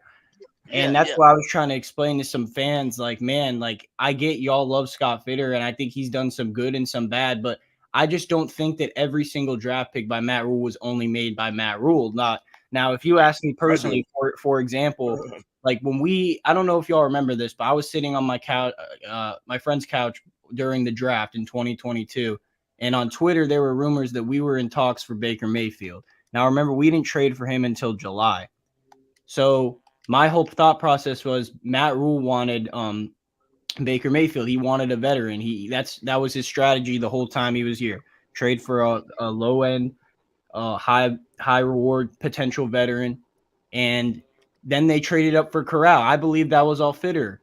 And listen, I was joking about Matt Corral's a bum. I'm just messing around with people, especially after Cody, got flamed on Twitter yesterday for. If anyone hadn't seen that, that was hilarious.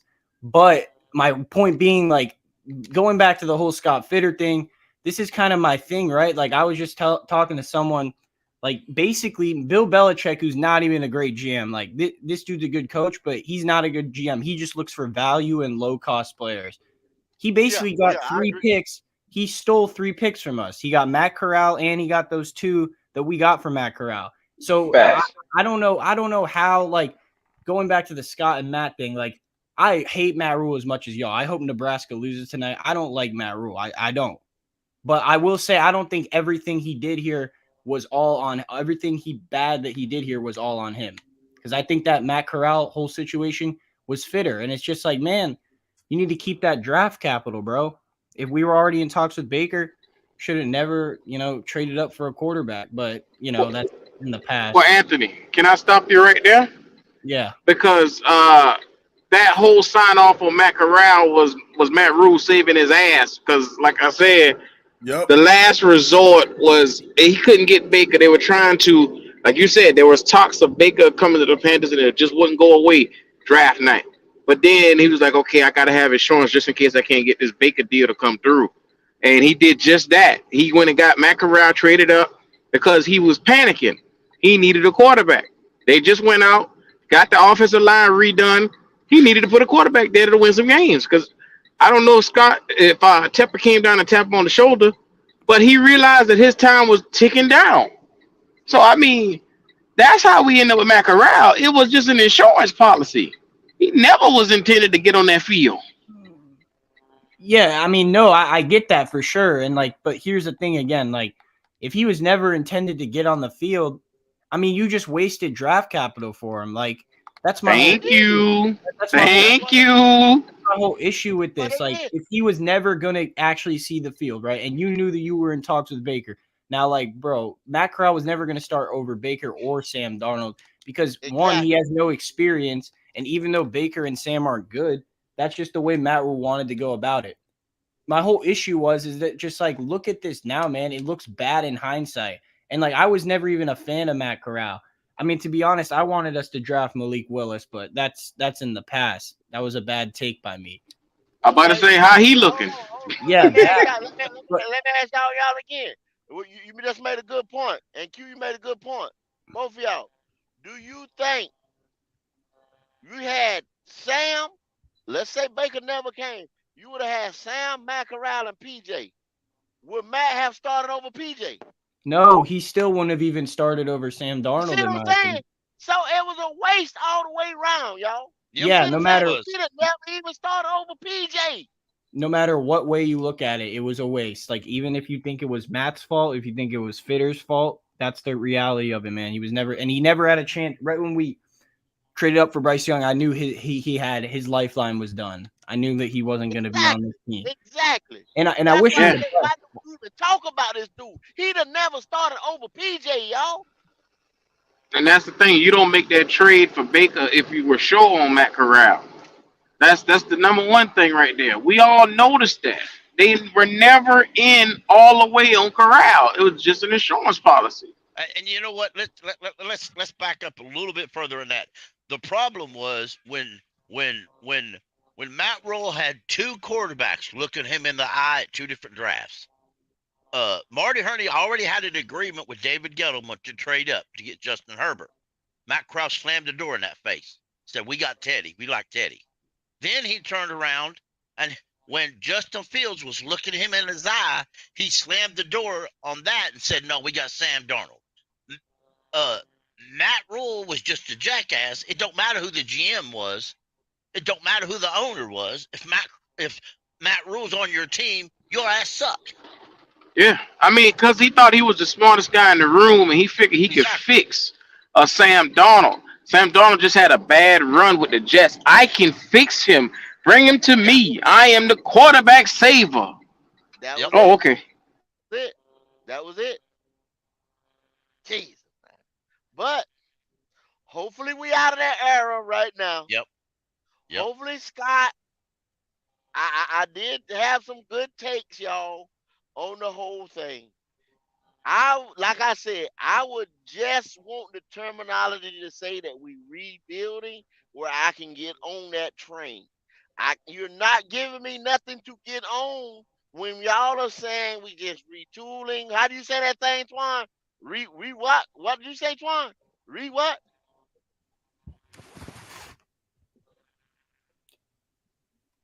You say repackage or resample? What you say?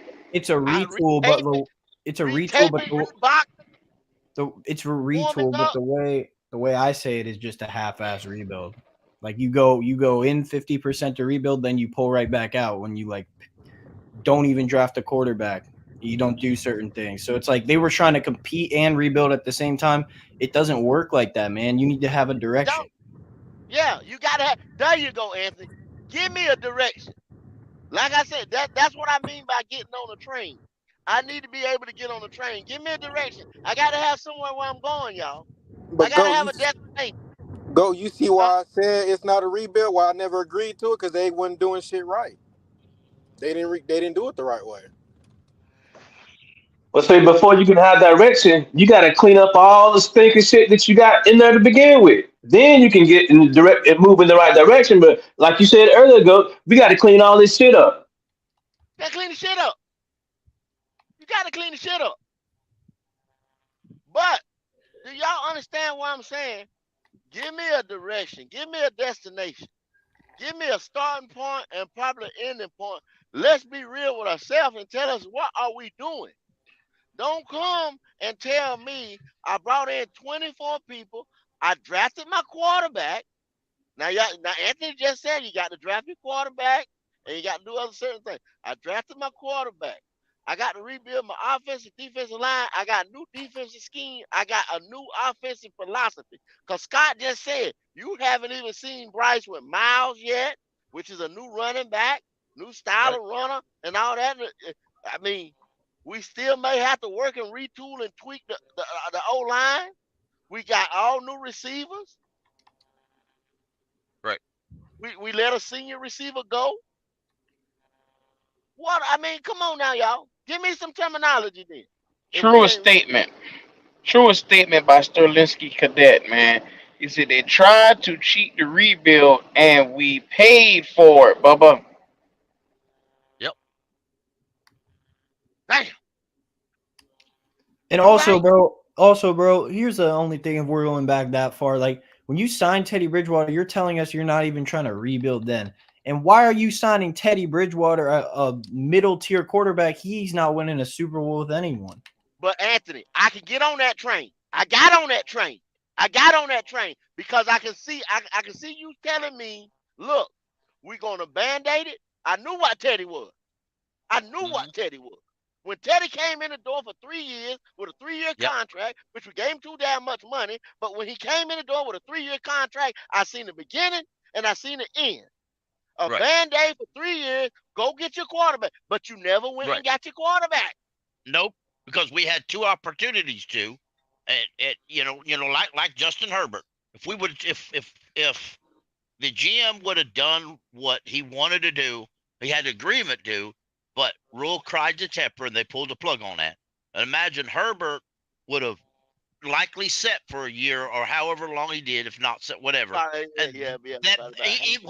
that worked out, but it didn't work out because Rule wanted to have his way. the very next year, instead of saying, okay, you're under contract, you're going to stay here, and we're going to go out, we're going to wait till after the draft or during the draft or whatnot. No, everybody cried, everybody boo-hooed. You got rid of Teddy, and you brought in, and then you gave a couple second round picks for Sam Darnold.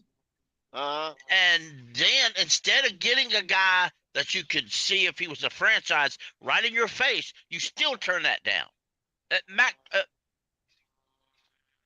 Basically, we got ass fucked by Rule. Those are years we're never getting back. Those are we're just never getting that time back. You take what's left over. If you can make it fit, if you can make it work, you do. If you don't, move on and kind of accept your loss and move on.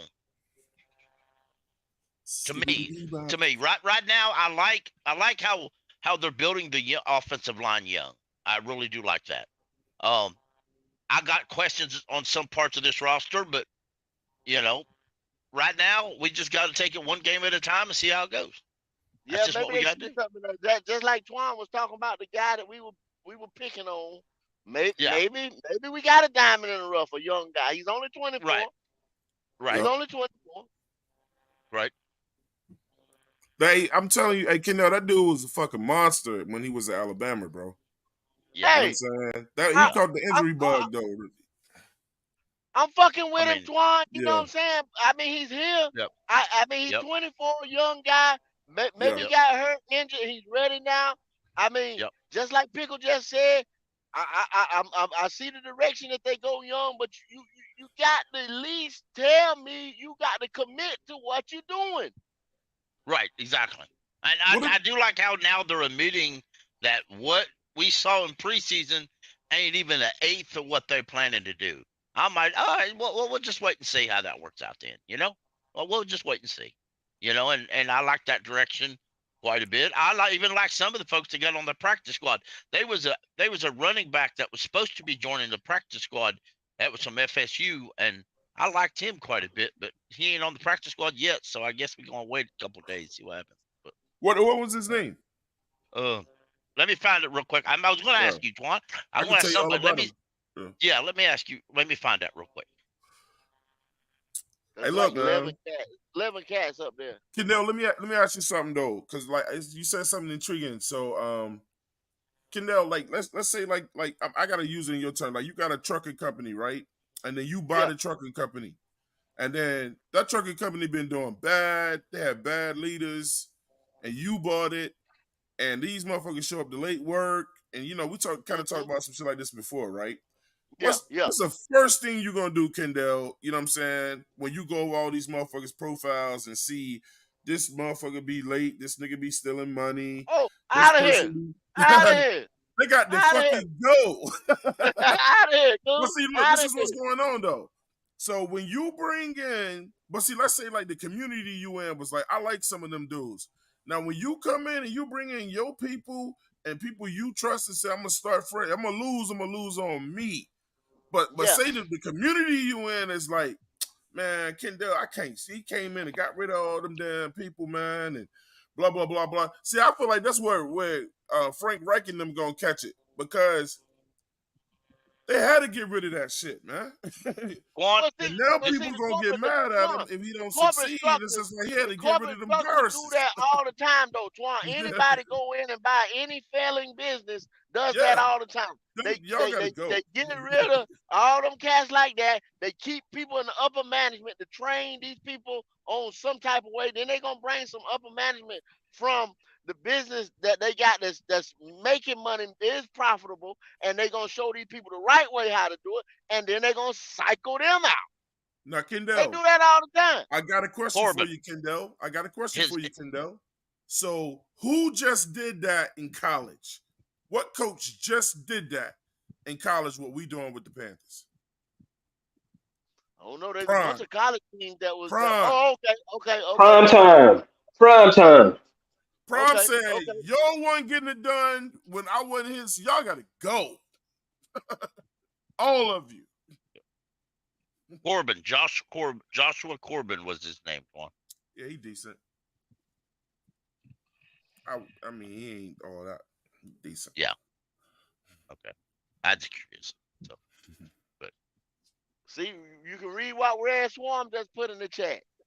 He talked about that. You know what I'm saying? That car coming off that lot.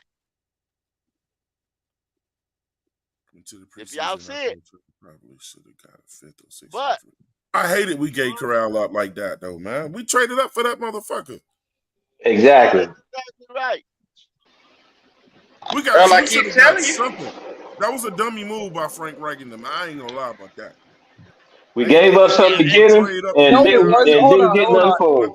How is that on Frank? How is that on Frank Reich? That dude wasn't even part of this new regime. I know, but they traded up in Yeah, the not third Frank. round to go get him. Look, Yeah, we but that's gave not up. their guy, Twan. You got to realize That's what that. I'm saying though. But this is why I was agreeing with your boy earlier at the bottom with the logo. He was absolutely right, man. Mr. White. Listen, yeah, Mr. White. you just don't get rid of some. Look, man, it's like, look, if you got some shit in your house that's about to spoil, you gonna just throw it the fucking way when you still got time to fucking do something with it. I ain't say kickback, Corral. I told you this the other day. I told you this a while ago. Whether you like it or not, we've been making moves emotionally as an organization, not smartly. I got you, Q. But listen, when somebody's quarterback would have got hurt later on in the season, somebody would have called for that boy, man. What?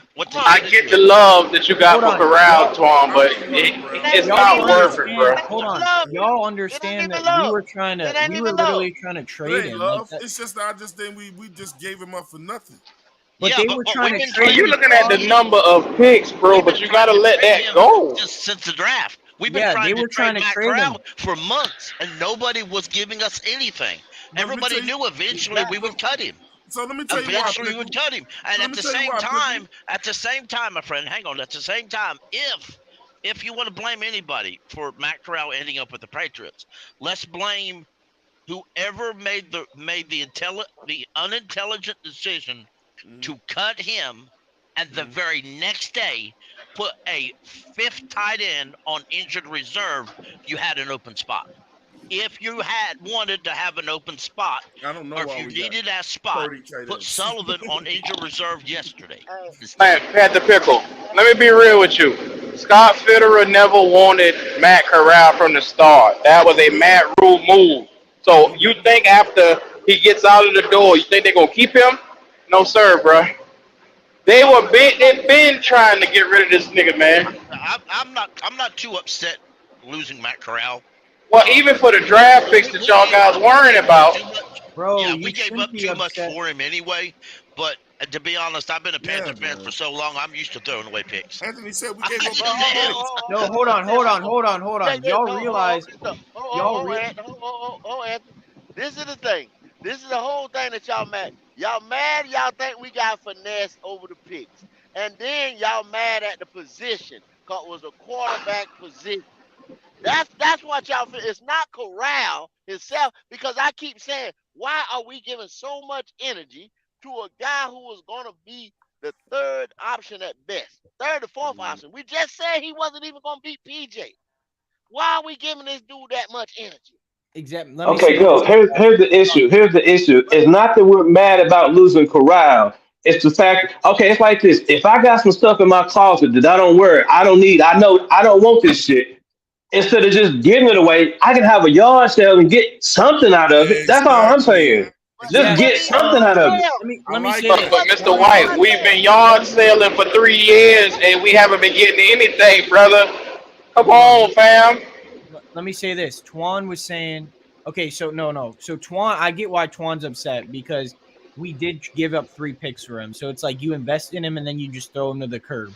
But like, again, man, I don't know what people expected. Like when we traded up for our quarterback, it's like, I mean, he never had a future here unless he was gonna, potentially like come in for an injured player. But I don't think this is something to be overreacted to, because we can find someone on the waivers that's just as good as Corral. Like, I would sign Bailey Zappe. Like, I see what Bailey Zappe, or wait, he got signed back, I think. But you get my point. Like, yeah, I don't even think Matt Corral Signed the guy that Bill Belichick said he didn't want, or he.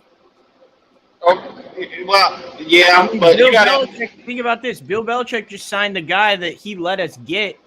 So clearly he was playing chess there while Scott Fitters was playing I chess. started off So saying that. Anthony, Anthony, that's what what I did we started off give up? saying. He playing What did chess. we give up to get Corral in the building? What did we give up to get him in the building? We gave A up third. a third and a fourth, and then Uh, yeah, That's okay, it. third and, when was the last time we actually hit on a third and a fourth round pick? Oh I'd say no, Brady you can't Christensen come is from pretty that angle, solid Q. for a third Well, round pick. no, I'd say no, no. Brady. Let's look back in history. What's the No, last third or you fourth said round a pick we get? I just said Brady Christensen. He's a starting left Brady. guard. Brady. He said Brady. So Brady Christensen is a hit for you. I mean, what would be not a hit? Like, I mean, he's a solid player. He's a starter. Got to mean something. I mean, hell, we having trouble with the line right now, so I don't know if he's solid or not. Yeah, I I mean, mean, look at the PF before scores. Brady, He hasn't been the issue. It's been No. 𝐥𝐤𝐤 and whoever else is playing right guard because And we don't have General Hey, quarterbacks. come Motors, on, as a Q. General line Motors put his line cohesively, they together. all have looked bad, bro. But Q, that man ain't gave up a sack yet. Nope. He's But just sitting there before one of the Brady most positive Christensen, players on our line. oh, before Brady Christensen, we haven't hit on a third or a fourth round pick in damn near a decade. So the point I'm trying to make is it doesn't fucking matter. We wouldn't have hit on the picks any fucking way, so it's no need to cry about it. I I don't know. haven't You been look at crying I though, that. don't agree bro. with that. I've been telling So, y'all so, that so he was. based on that, then we might as well give all our future third or fourth Yeah, picks just away. don't Then, even. if we ain't I gonna hit mean, on we them. I might as said, well. yeah, We haven't been hitting on them in the last decade, so I mean, what are we talking about? yeah. That's not logical, No, man. I wasn't upset at all. I was just flat out confused why we even like did the corral shit in the first place. I get it; it was an insurance policy, but man, no one else was out like trying to sign Baker Mayfield when we traded for him. Like you kind of knew we were gonna get him regardless. So I don't What did know. they do, Anthony? They waited until somebody on their team got hurt, and then they went and got that motherfucker. Yeah, I mean, yeah, it's Hey, Kendall, look, Kendall, to your point too, listen, why would anybody, you know what? Every team in the fucking league is like, you know what? The Carolina Panthers is fucking stupid. They always make stupid moves and give up stupid shit. It's kind of been our history lately, right? So why would any team come calling for Matt Corral when they say Carolina gonna do something stupid and I'm just gonna wait and then I'm gonna capitalize on that shit and then we did Hold it. up, Twan. Now you let And me then we say that. did it. Now you let me say that. Now you gonna call me a Falcon fan or some other shit. Now you let me say that. Hey, let me say this real quick. This goes back. Okay, so what Twan just brought up about like the Matt Corral thing. You know, it's like this all this talk about this vanilla offense, this and that. My whole thing is like, bro, why were we if they were trying to trade him the whole time and they were trying to show him off in the preseason, they should have just unleashed the playbook for him and showed the other teams what he has so that we Thank could you. have got some capital back for them. Like again, it goes back to like the half-ass thing. It's like they'll like do one thing, like they'll be like, okay, we want to trade Matt Corral, but then they don't showcase him. So then you sit here and wonder why we didn't get any shit for him. That's an excellent point, Hey, Anthony. hey, Twan. I mean, Q. You see what AJ say? Yeah, let's kick DJ Johnson out. Look, the nigga hasn't manifested yet. He just got in, bro. He hasn't proven a fucking thing to me yet. So I'm just saying. He a third rounder. I'm not an unfair guy. I'm keeping it real. Flush him. I'm keeping it real all the way around. He hasn't shown shit. What you say, Wiley? Flush him. Fuck it. Okay, flush him with Preston Williams and all the crew. Flush all of them. Jamie Robinson too. Flush his ass too, cause he damn sure ain't doing nothing right now. Yeah, Jamie Robinson ain't doing shit, Twan. Jamie Robinson ain't doing shit. That boy look like trash more and more by the date. So I mean, that's a waste of a fucking 5th round pick. Hey, Twan, them two clips that you showed me, Twan, had me hype as hell. Now that nigga ain't did shit. Man, damn, he's a rookie, bro. Nah, I don't want to hear that shit. Not the way you was hyping him up. Not the way you was hyping him up. You had like he was walking on water. Twan, he quit. Hey, he quit, Twan. He quit. Brandon Wally, Smith was a he 4th did, round and pick. I said it. I said I would have pulled him out, but Wally, he ain't even look. He wasn't gonna be no starter. He's behind 2 safeties already. He wasn't gonna start anyway. You So the one who said he want to come for somebody's spot. He coming for everybody's starting spot. So I mean, what? he Come got a year on, to get man. right, man. He got a Now year to it's get he got right. a year to get right. You done changed your tune up Yes. on that. He was never gonna start. Come on, man. You jumping from side to side, bro. Come on, Q, man. Developmental Come on, player help me That out. was your boy. You stand on your boy. You It make me still stand on is. DJ Johnson. You make me stand on that. Q, I just did a whole epic on your boy, bigging him up, bro.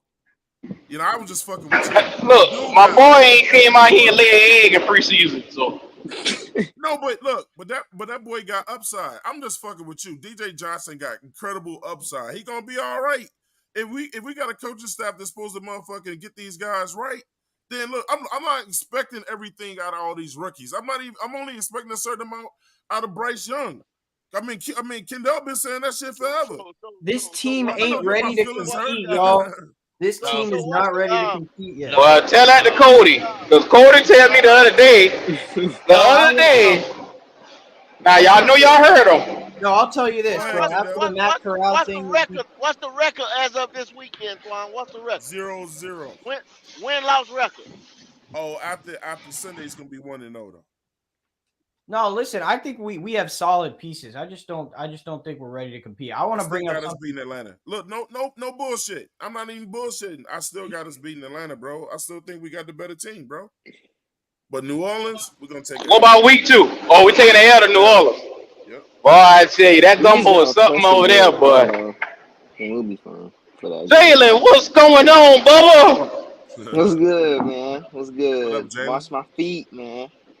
I appreciate you, fam. Come on in here and tell us what you got going on. How you feeling? Good, man. Feeling good. But what I got to say is, for us to beat the Saints, though, Twan, all you really have to do is just pressure Derek Carr. Really, pretty much it. I He's mean, not a that's mobile right. QB, really, to me. So. right. Well, I mean, I like Carr, so I mean, I guess people gonna throw tomatoes at me. I just thought he was in a bad situation with Oakland I or like whatever, Carr Las too, man. Vegas. I But like I Carr like too. Carr, bro. I mean, Yeah, shit, and then you can throw some more tomatoes at me because I'm gonna flat out tell you, I'm gonna put myself out there. I was one of the ones that wanted him to come here, so throw yeah. the tomatoes at me now. I did at a point in time too. Well, I think that was just a money deal that he didn't come here. I think they would have scooped him up if the But money they would have said, been but right. this is what he said though. He said Let me get my tomato. He said the Jets made it real hard for him to say no. He said the Jets really, really fucking wanted him. He said, but he only picked New Orleans because of some relationship he got with one of them coaches there. Yeah, I tell you what it was. When Derek Carr was in the Raiders, he had a coach. And they lost all the games that was over there under that coach. But that coach ended up being the interim coach and now the head coach of the Saints. Exactly. So that's I right. still That's have right. yet to see any reason why Derek Carr going to the Saints under the same damn losing head coach is going to have the Saints winning anything. I'll tell you why, Pickle. Because the Raiders have ranked like 31st in defense over the time that Derek Carr's been a quarterback there, and I don't think the Saints defense is that bad. Thank you, Anthony. That defense never helped that man out. My deal with the Saints defense is honestly they're old and most of them are injury prone. Now to start the season, week two, I'd like to see us get a win, but I'm not 100% certain of it. But I think later on in the season we'll get a W because, frankly speaking, the Saints will be hurt by then. And a lot of their offensive line is sketchy anyway. If Burns and Houston come out and Derek Brown come out ready to fight and whip ass against the Saints, we'll win just by pressuring Carr. Because Carr will make too many That was a desperation oddballs move and for throws. them right there to compete when they went out there and got Derek Carr, put them 50-some-odd million in the hole, and y'all know it. Well, I think Pickle made a great point. But see, the thing is, and it goes with what Pickle just said. But we got to play them week 2. They ain't gonna be busted up in week 2. Later on in the year, yeah, they might be hurt. But if we beat them week 2, and in reality, folks, to me, 4 people going to have to show out. 4 people for the I think Panthers they set us on up for the defense dummy is move going to have to playing show Atlanta out. and They're going to have one of motherfucking their New best Orleans back to games back. of their career so Well, far. that's what we're Brian trying to tell Burns, you, Twan. Derek Carr, Houston, and Hey, one at a time, one at a time. Go ahead, Pickle. Oh, I was just saying four Panther defensive stars have to show out against the Saints. Derek Brown has to get pressed inside pressure and make Carr move out of that pocket. And Burns is going to have to get his sacks in, and Houston's going to have to provide some pressure and stop that run. And Horn's got to cover that wide receiver. Valier, is that his name? You put too much Valier. on Houston. He's got to cover You that put man. too much on Houston, Pickle. You putting Well, no, I'm not. Houston. Now here I'm going to say I don't mean Houston is a full-time guy. I don't mean he has to do all that. I'm just saying he has to. What do I want to say? I guess he has to. Let me tell you what. What's the chances of that happening, though, Pickle? Well, I mean, it's 50-50. Maybe even not 50. Because let me tell you what. The guy they got supposedly that was going to relieve Houston. I'm getting ready to go for you. Marquise Haynes was out nearly the whole training camp and preseason with the back injury. Q, I got some breaking news. He came back 1 week in practice and said, "I'm good." He didn't play in that preseason game. Then he turned. Now he's out again with a back injury. Hold on for a minute, Pickle. What you got, Twan? All right, here's the breaking news that was on. My man sent me to join on Twitter, right? So it's Corral news though. So Belichick, the reason why we moved up to get Matt Corral that year with dumbass Matt Rule was because Belichick was getting ready to pick him up. Belichick said he always wanted him. No, that can't be right. Because that's who we traded for. Because this is what they said. But the fourth round pick we gave up. The fourth round pick we gave up for Belichick or for Matt Corral. Belichick took Brady Zappi. The exact same pick. They said Belichick wanted Corral. I don't know. I'm not making this shit up. You know what I'm saying?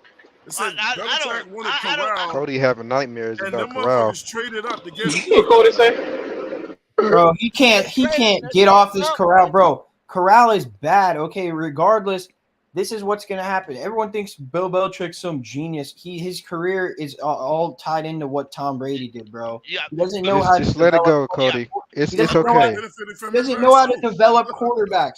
So I get it, Cody. Going to retire any damn way. Hey, yo, we got one too many people. I'm gonna have to drop somebody. We got one more person coming in. Okay. Hey, I gotta go anyway. I've got to take a shower and stuff. I'll catch y'all later and wash your ass, Pickle. All right, Pickle. All right, appreciate you for stopping by, Pickle. Bring Cody in here. Is Cody in the background? Nah. It's my boy Thurman. Talk to me, Thurman. What's going on? What's up with y'all boys, man? Just checking in. Yes, sir. You see what we got going on? Yeah. Matt Corral is at the Patriots. Cody said he's gonna grab a jersey soon. What? He gonna grab another opposing team's jersey? I mean, he had a Falcon jersey, didn't he? He was a Falcon fan at the time. But he's a Corral fan, so I mean, I don't see the difference. Oh my God! I just want to see Corral do good, man. Oh, Anthony, he's talking straight to you on this. Bro, get his ass up here, bro. Let's talk. Where's he at, bro? He's hiding in the back. Pull up, Cody. We got one more spot. Pull up. Shut your mouth, Anthony, you simp. That's what he said. People be acting like Bill Belichick is gonna save this man's career. Like, Bill Belichick is so overrated, bro. Look what he did for Cam Newton. He gave him no help. Oh, do you know how many fucking rings he got? Yeah, he has rings, but he has the greatest quarterback of all time. But Tom Brady played in his system. And Tom Brady took that same system to Tampa Bay. He stole Belichick's system and took it with him. I mean, listen, Cam was hurt. Yeah, but he gave Cam no offensive support to Man, do Cam, anything. almost half the team sat out because of COVID when Cam went there. He couldn't have done Yeah. shit about that.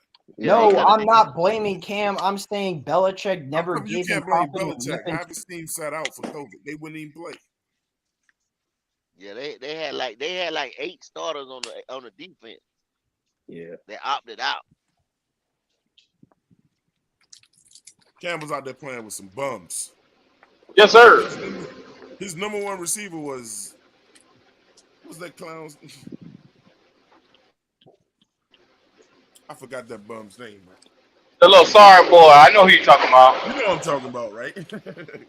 Nigga sorry. Then he got the nerve to blame shit on Cam. And then he got cut the next year. He ain't been picked up since. So Thurman, we appreciate you coming on, man. Talk to me. How do you feel about what you've been seeing? I know you're a Cowboys fan, so I ain't gonna even put you in that light right now. How you feel about what you saw? Oh, y'all got Trey Lance. You gonna stick your chest out on that? Man, nah, y'all. I ain't gonna talk about that. We know Dak's time is up, so he got maybe a year or two. So kind of crazy. Hand right on the wall for your boy, then. Yeah, his hand right. I heard Dak was crying. I believe he got another light skinned nigga. I believe it. I believe it. Cause he already. That's what Dak ass get. Already got rid of Zeke. So Dak, in Q's words, Dak was out there shaking his titties for Jerry Jones. And now this motherfucker talking about something. Did you hear what he said? He said, "Man, I don't know what's going on around here now." Well, that's why you just said be politically correct. Yeah. That's what he got to say, right? But he sounded upset this time. He couldn't say nothing. Yeah, he was hurt. He was hurt. Upset and hurt. Yeah. They said, "Dak, how you feel about him?" He said, "Man, I don't know what's going on around here now. I can't even say." That motherfucker was butt ass hurt. Dak, shut up and just throw the ball. Man, that's why I hate Jerry right now, because if you don't agree with Jerry, he gonna get rid of you anyway. So, but I knew Dak wasn't gonna stay there for long. I like Trey Lance there, man. I think he'll actually put a real system that caters to what he can do best around him. I mean, he needs Whoa, real quick, my bad. We got a super chat, Red Swan with that $4.99. I completely agree with Anthony. TB12 has done more without Belichick than Belichick has done without Brady. Facts. Appreciate that super chat.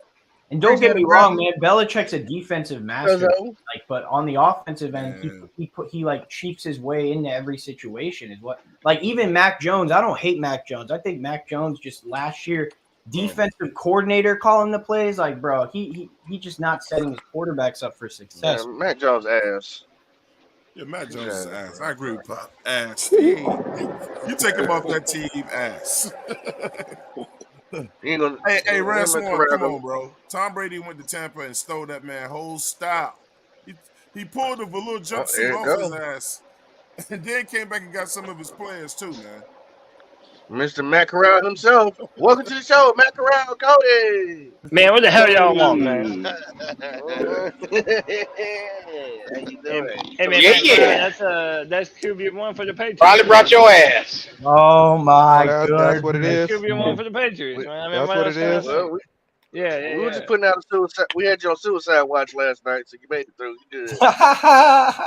Nah, bro, I ain't never that. I'm out here living, bro. My father. I don't know now. You and Matt Corral, y'all boys come from the same cloth, look like. So he ready to jump. Don't do that. I don't know now. Nah, I ain't from California, and I ain't got a size 15 shoe, bro. Straight up. That ain't me. Motherfucker, they have some big ass feet, bro. Yeah, bro. I got some. He got them roach stompers. I mean, he might not have been able to beat out Bryce, but he'll beat out Matt Jones, old dusty ass. Hey, Pop, that nigga was going out there wearing boxes with cleats on the bottom of them shits. That nigga need to be a kicker. Hey, Anthony, you still a simp, bro. Bro, you just mad because Matt Corral got cut from your favorite team, bro. Come on now. Nah, you out here simping, dog. Tell him, man. Simping for who, bro? I'm just talking some But you football. already know, yo, don't make me out you as an iCarly fan in front of everybody. You watch this Bro, that's not no, you watch this this 10-year-old this is the show Nickelodeon for that. show. Oh wow. Oh wow, Cody said he that's got all. to take this That shit ain't got deep no, because you that went has too nothing far, to do with Anthony. what we're talking about right now. Cut That you has deep. nothing Damn, to here do come the C3 files coming out on y'all. Here we go. Yo, I mean, shit, he already knows. That man said he watched iCarly. That's deep. Yeah, man. Nah, bro. Y'all just I thought only the Tenderloins watched that. He said Nah, your bro, crush was Patty Mayonnaise. How old you is, Anthony? Bro, I'm How about old you is, bro? you just fucking around saying some random shit. That's all it is. I just wanted to know, man. 21, it's okay to watch iCarly at 21, bro. No, Q, no, nah, Q, he's Damn, that made 15 me years feel old, old as bro. hell. Nah, he's 15, bro. Don't Let listen. that man be great. Let him be great. Come on, Cody. Like But Anthony iCarly was out in 15 the out here. 70s. Don't let him lie to y'all. In real life, iCarly, what, 30 years old? It's okay for him to look at her. That's all right. She ain't got shit on Zendaya, and he knows that shit. Oh, here we go. That is skinny as fuck. Man, who gives a fuck? She's beautiful and talented. I like This nigga curvy back women shot his though. bones. Curvy women is my type. I mean, yeah, There you bro, go. mine Talk too. Sound about But like it. you in love. You in love, Cody. She's nah, beautiful and intelligent. I mean, no, I'm just saying, bro. Sometimes sometimes I'm in mood for a pizza. Sometimes Damn, you sound like you want to lay her down. sometimes I want to Take it down. lay I me really down. want to take it down. You done went Chris Brown on the girl. God damn. I mean, shit. Tell me how I'm supposed to breathe with no air, dog. What the hell? No Oh my God. This mother is crazy. Bro, that was my jam, straight up. Damn, bro. Cody, you heard, ain't you? It was bad as shit. Did you go So down there to help him pack his shit up? Get him, drive him to the airport? Yeah, man, he rode on the back of my chair. I rode his ass to the airport, dog. So Cody, Gas money. That's Free of love. charge, are too, If bro. are that ain't are you love, I don't know what love is. Yeah, but that's what are I'm you saying. I'm always going to lend a helping hand, or a helping yeah, wheel. Fuck. Go ahead, coach. No, are that's you what's up. finally ready to acknowledge, Cody, that we are in a rebuild? Q, don't do no dumb shit like that. You don't even know that we're not A going to win the replacement. division, bro. Oh, Oh, here we go. With that Cody, Here we rebuild shit. go. add Matt Corral to your collection of quarterbacks that you wanted that are terrible. I digress. Yeah, Anthony, shut your simp ass up. The only Including Zach quarterback. Wilson. Nah, Including Zach Wilson. I'll pull the files man, right shut now. up. Exactly. Man, this is what y'all need to learn, bro. I'm gonna tell. I'm Well, we gonna need teach to y'all learn. something. Yeah, I'm gonna teach y'all something. Man, sometimes a quarterback goes to a terrible bullshit ass Here we go. situation. Bro, I mean, y'all want to tell me that Geno Smith not out there They balling do last every year? year, man. They do I every mean, year, bro. hey, but look, that's what I'm saying. Sometimes you just need a good team around you. Like I y'all gonna believe get, that. Will like Grier y'all. had a bad situation look, too. Cody. Hold, Cody. I mean, y'all gonna be Why do surprised when y'all Sam Darnold balls out. always get Oh my God, Sam, bro. why do y'all I mean, y'all about always to be get the surprised. damn why It's do y'all Brock Purdy's always team, get bro. the damn situation that is like say Geno Smith, the dude that took 10 years or something like that. Exactly. They Do did, but y'all they did write him always off, get the Kendall. They wrote him situation off. of one guy? The time there would not be a time Brock Purdy or something like that. You know what I'm saying? How many times did that come around?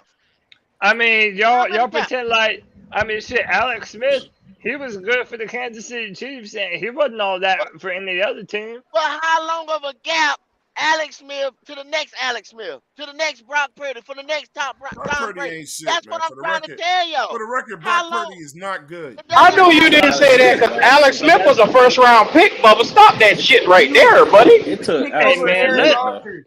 He was yo good let for Bill Aaron Belichick get his hands on Yeah. Matt Corral, man. Shit, y'all about to be, Nah, Matt Put Corral's Brock, gonna put Brock start. kissing the Purdy ring, shit. nah, dog. nah. Put Brock Purdy with us last year. What would he have done? Nothing. Nothing. Oh, y'all would have Nothing. been ass. Nothing.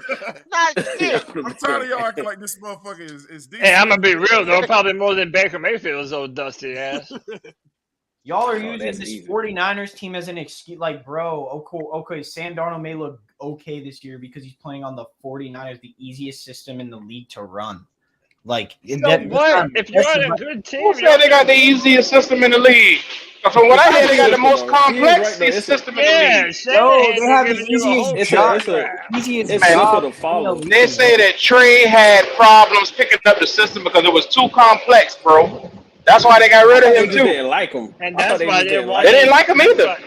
No, that's why they wanted Matt Jones before. Like they were gonna get Trey Lance, they wanted Matt Jones. Thank you, Morgan Captain Mo. Alex Smith is not a slouch.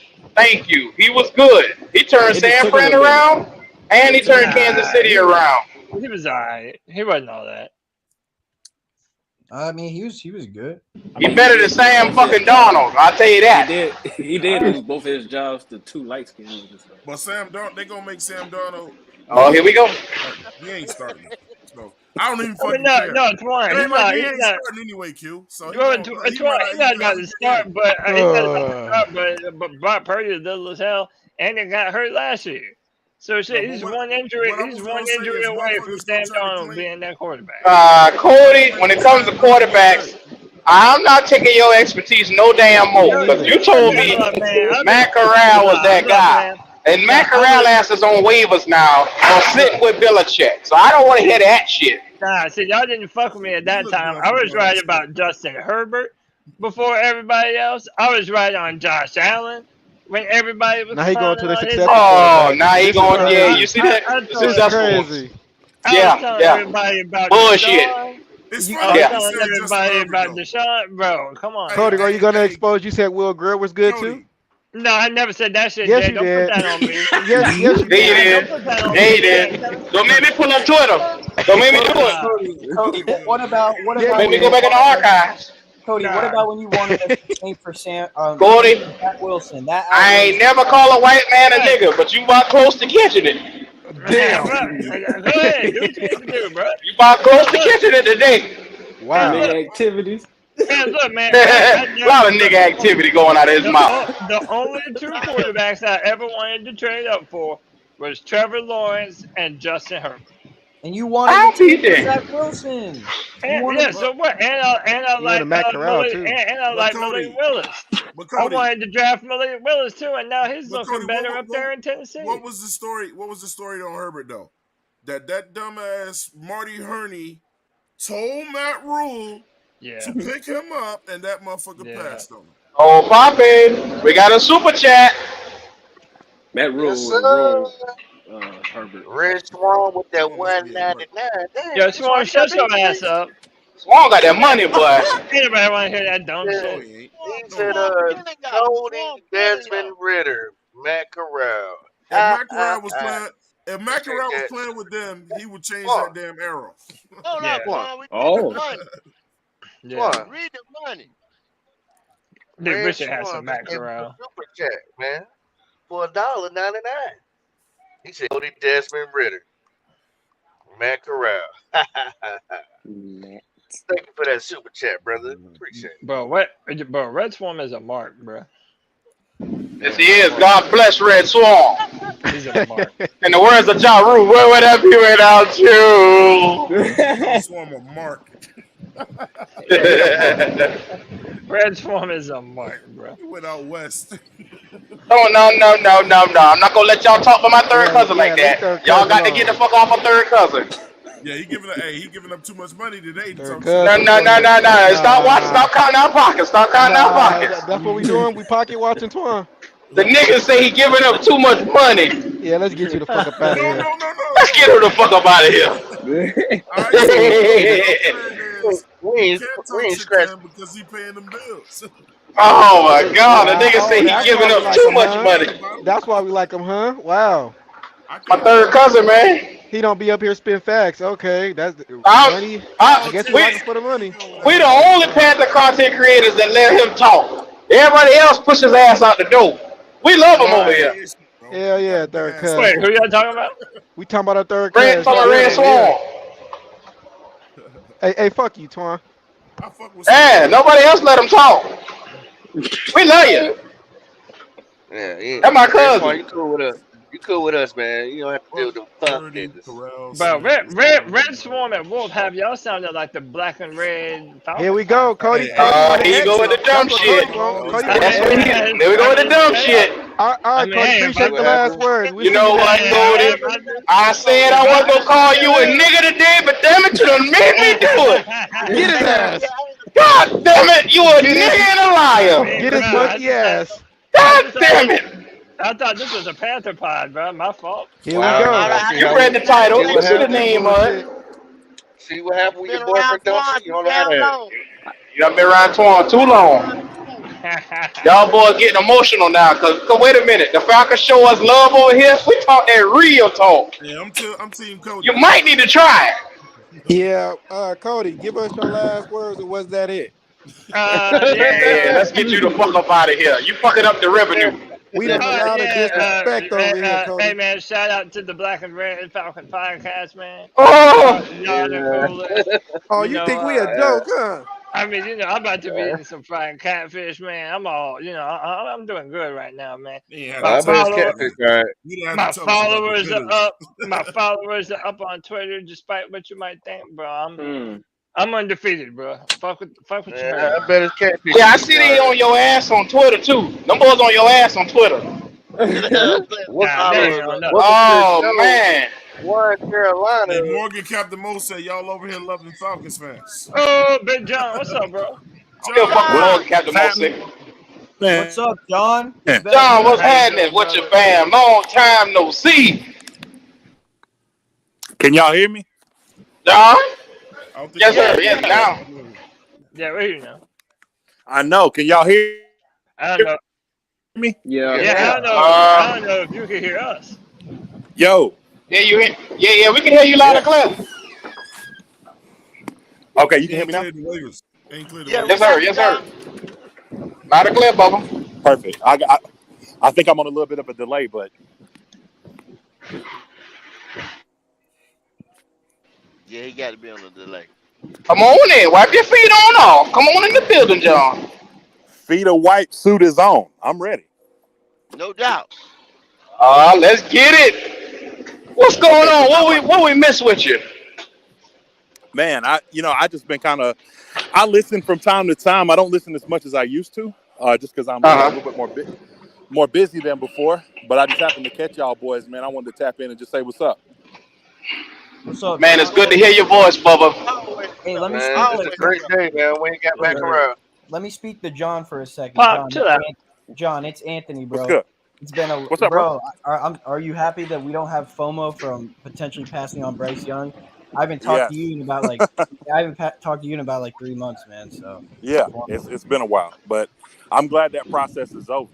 And I didn't really want to come around until I really digested preseason, just to kind of give what I saw, what I think, and what I expect, I guess, moving forward. And so, but yeah, I'm like you, Anthony. I'm glad that we're just past that point where we don't have to, be concerned about that anymore. But I will tell you, just based on the small sample size that I did see, we definitely got a franchise quarterback. Absolutely, bro. Absolutely. Well, John, do enlighten us a little bit more. Give us your takeaways for preseason, Bubba. Sure. The biggest takeaway I have from preseason is that what we will see week 1 from the Carolina Panthers versus what we saw in 3 games will be night and day. Couldn't be more different from another. There you go.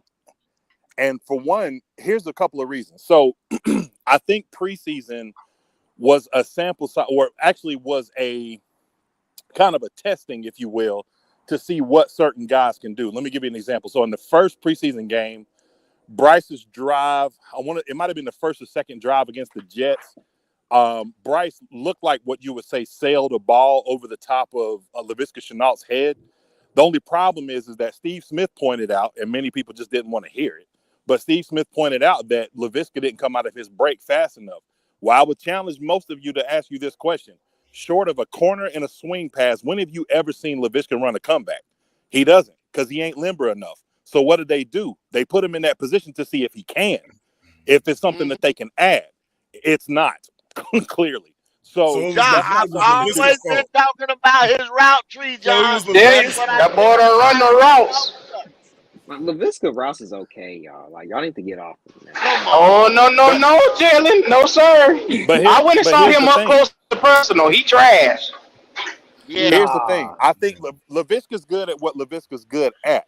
What he's not good, where you'll see him, I think, a little bit different this season than you saw before, is you'll see him on shallow crosses. Why? Because Frank's whole mesh concept plan will have guys banging up against, safeties and linebackers or whatever. So you may see him run corners, but primarily, man, you probably gonna see Visca lined up as an H-back. You're gonna see Visca on screens and swing passes, maybe even like a wheel route or something like that. But you won't see Visca running no curls or sticks or comebacks or anything like that, because that's just not his strong That's suit. not his game. Right, exactly. And so when you saw them do that, all that was to me was like, hey, let's see what we can do with these guys. Like, maybe there's something in the repertoire that we can add. So, like, that's one thing. Here's another example. We saw it was either the second or the last preseason game. No, it was against the Giants. We saw them cut through us like hot butter, in that game against the Giants. Well, part of that is, again, them seeing what they have. They started that series in a 2-4-5. So they had 2 down linemen, 4 backers two of them acting as basically defensive ends, and a cloud of 5 defensive backs running mostly underneath. So like, that's not a set that you're going to see often unless we are up on our opponent. Then you'll see it all the time, because then it's like in must-pass situations, you can have just about every good DB that we have, on the field at that one time. So like, that's what I'm saying. Like, those are things you're not going to see. And then here's another thing. Bryce did take a few snaps from under center in college, because I did watch some of his tape from 2022 where 21, where against Florida, he had a couple where he took snaps and just handed the ball off to whoever they're running. It wasn't Gibbs, but whoever their running back was in 21 in the red zone. I saw him do that. But not one time did I ever, watching any Bryce tape, see him go out of play action from behind center. I seen him do play action from shotgun, but never from behind center. Well, what did you see that second game? They implemented the play action to see how he would feel running play action in real time. And he done pretty good. He passed the test. There was a couple of sailed on him and things like that, but there was one in particular where he hit Hayden Hurst on just a, basic go that Hayden wasn't even out of his break. And I think that's the thing that's so encouraging to me, is like, the ball is there. Like, I'll put it to you like this. This was something that I was telling Cody at one time about Matt Corral. I heard, and I'm not even going to take credit for this. I'm going to tell this. Steve Smith said this: discovery versus anticipation, right? Anticipation, I'm throwing the ball to a place that you're supposed to be at. Discovery, I'm waiting for you to get open to tell me where to throw the ball to. And like, that's the biggest difference between both of their games. And Bryce does something in his anticipation that very few quarterbacks can do, man. Like, it's incredible to watch, honestly. And I think sometimes, go ahead. So, John, you basically telling me that these niggas came out here, excuse my French, that these niggas came out here and played with our emotions because they want to test shit out. That's what you're basically telling me. Yeah. That's what we saw in preseason. Yeah, man, I agree with that. Isn't that what preseason is, really? I've been telling people too. Thank I don't know you. why everyone's Thank you. taking it so seriously. Like, this is a whole See what you caused, John. Now you see what you caused. No. You're the one over there. Reaction. It's a chain reaction, John. Yo, I'm not a Panthers fan, but I'm not a Panthers fan. But what you want from a preseason? From like basically everything being new. Well, first of all, Thurman, what we wanted to do was one, like John said, we wanted to see what we do best and how can we make sure that one it's established and it comes out and look fluent. But we didn't get a chance to really see that because the offensive line didn't allow a lot of good passes to be made from Bryce. We didn't really get to. In the first 2 games, we didn't get to really see much from Bryce because he was under duress so bad. And then the play calling for Frank Wright was so outdated. Now, Frank Wright waits to try everything. I'll just say Right. this. I want to speak on that real quick because Go ahead. that's something I did hear you guys talking about. And I got Mhm. okay, so Frank Reich's calling plays in the first half. Thomas Brown is calling them in the second. Of Mhm. course, Thomas Brown's playbook is going to be a little bit more open. Why? Because it's the first time he's doing it. He was an assistant. He's now an offensive coordinator for the first time. They're going to give him a little bit more reign to be able to open the playbook up to call things in real time so that he's not fighting against the play clock. He's not fighting against these guys, substitutions, things like that. And the reason why I give Frank some cachet and give Frank a pass as far as because his play calling was extremely vanilla. Like most of it was like Yes, sticks and sir. corners. Sticks, slants, corners, Yep. no screens, barely any shallow crosses or anything like that. But the reason why I give It was horrible. Yeah, it was. The reason why I give him a pass though is this, Q. Like, you got to look at this man's pedigree. Like, Frank Reich is an offensive genius, and I don't say that lightly. Genius. Like what he did against. You can't have a guy. Do you understand how tough it is to John, you reaching, Bill bro. Belichick's defense is insane, and what he was able to do in the Super Bowl with manipulation, with a lot of he basically outclassed Belichick in the Super Bowl, and that's what got him his claim to fame with the Eagles, right? Andrew Luck's best statistical season, 67% completion percentage. Who was his guy? Right. Phillip Rivers, 11-5 in his season, one of his best statistical seasons. Right. Okay, now let's talk about the next two. Carson Wentz and talk about Matty Ice. Now I want to hear this. Okay, yeah. Matt Ice, you will get me. But look it up for yourself. Carson Wentz, the only time in his career, single-digit interceptions, 9-8 record, 27 touchdowns, above 60% completion percentage. And the thing is, did he have a bonehead play at the last minute of a game versus, I think it was the Jags, to go into the playoffs? Sure.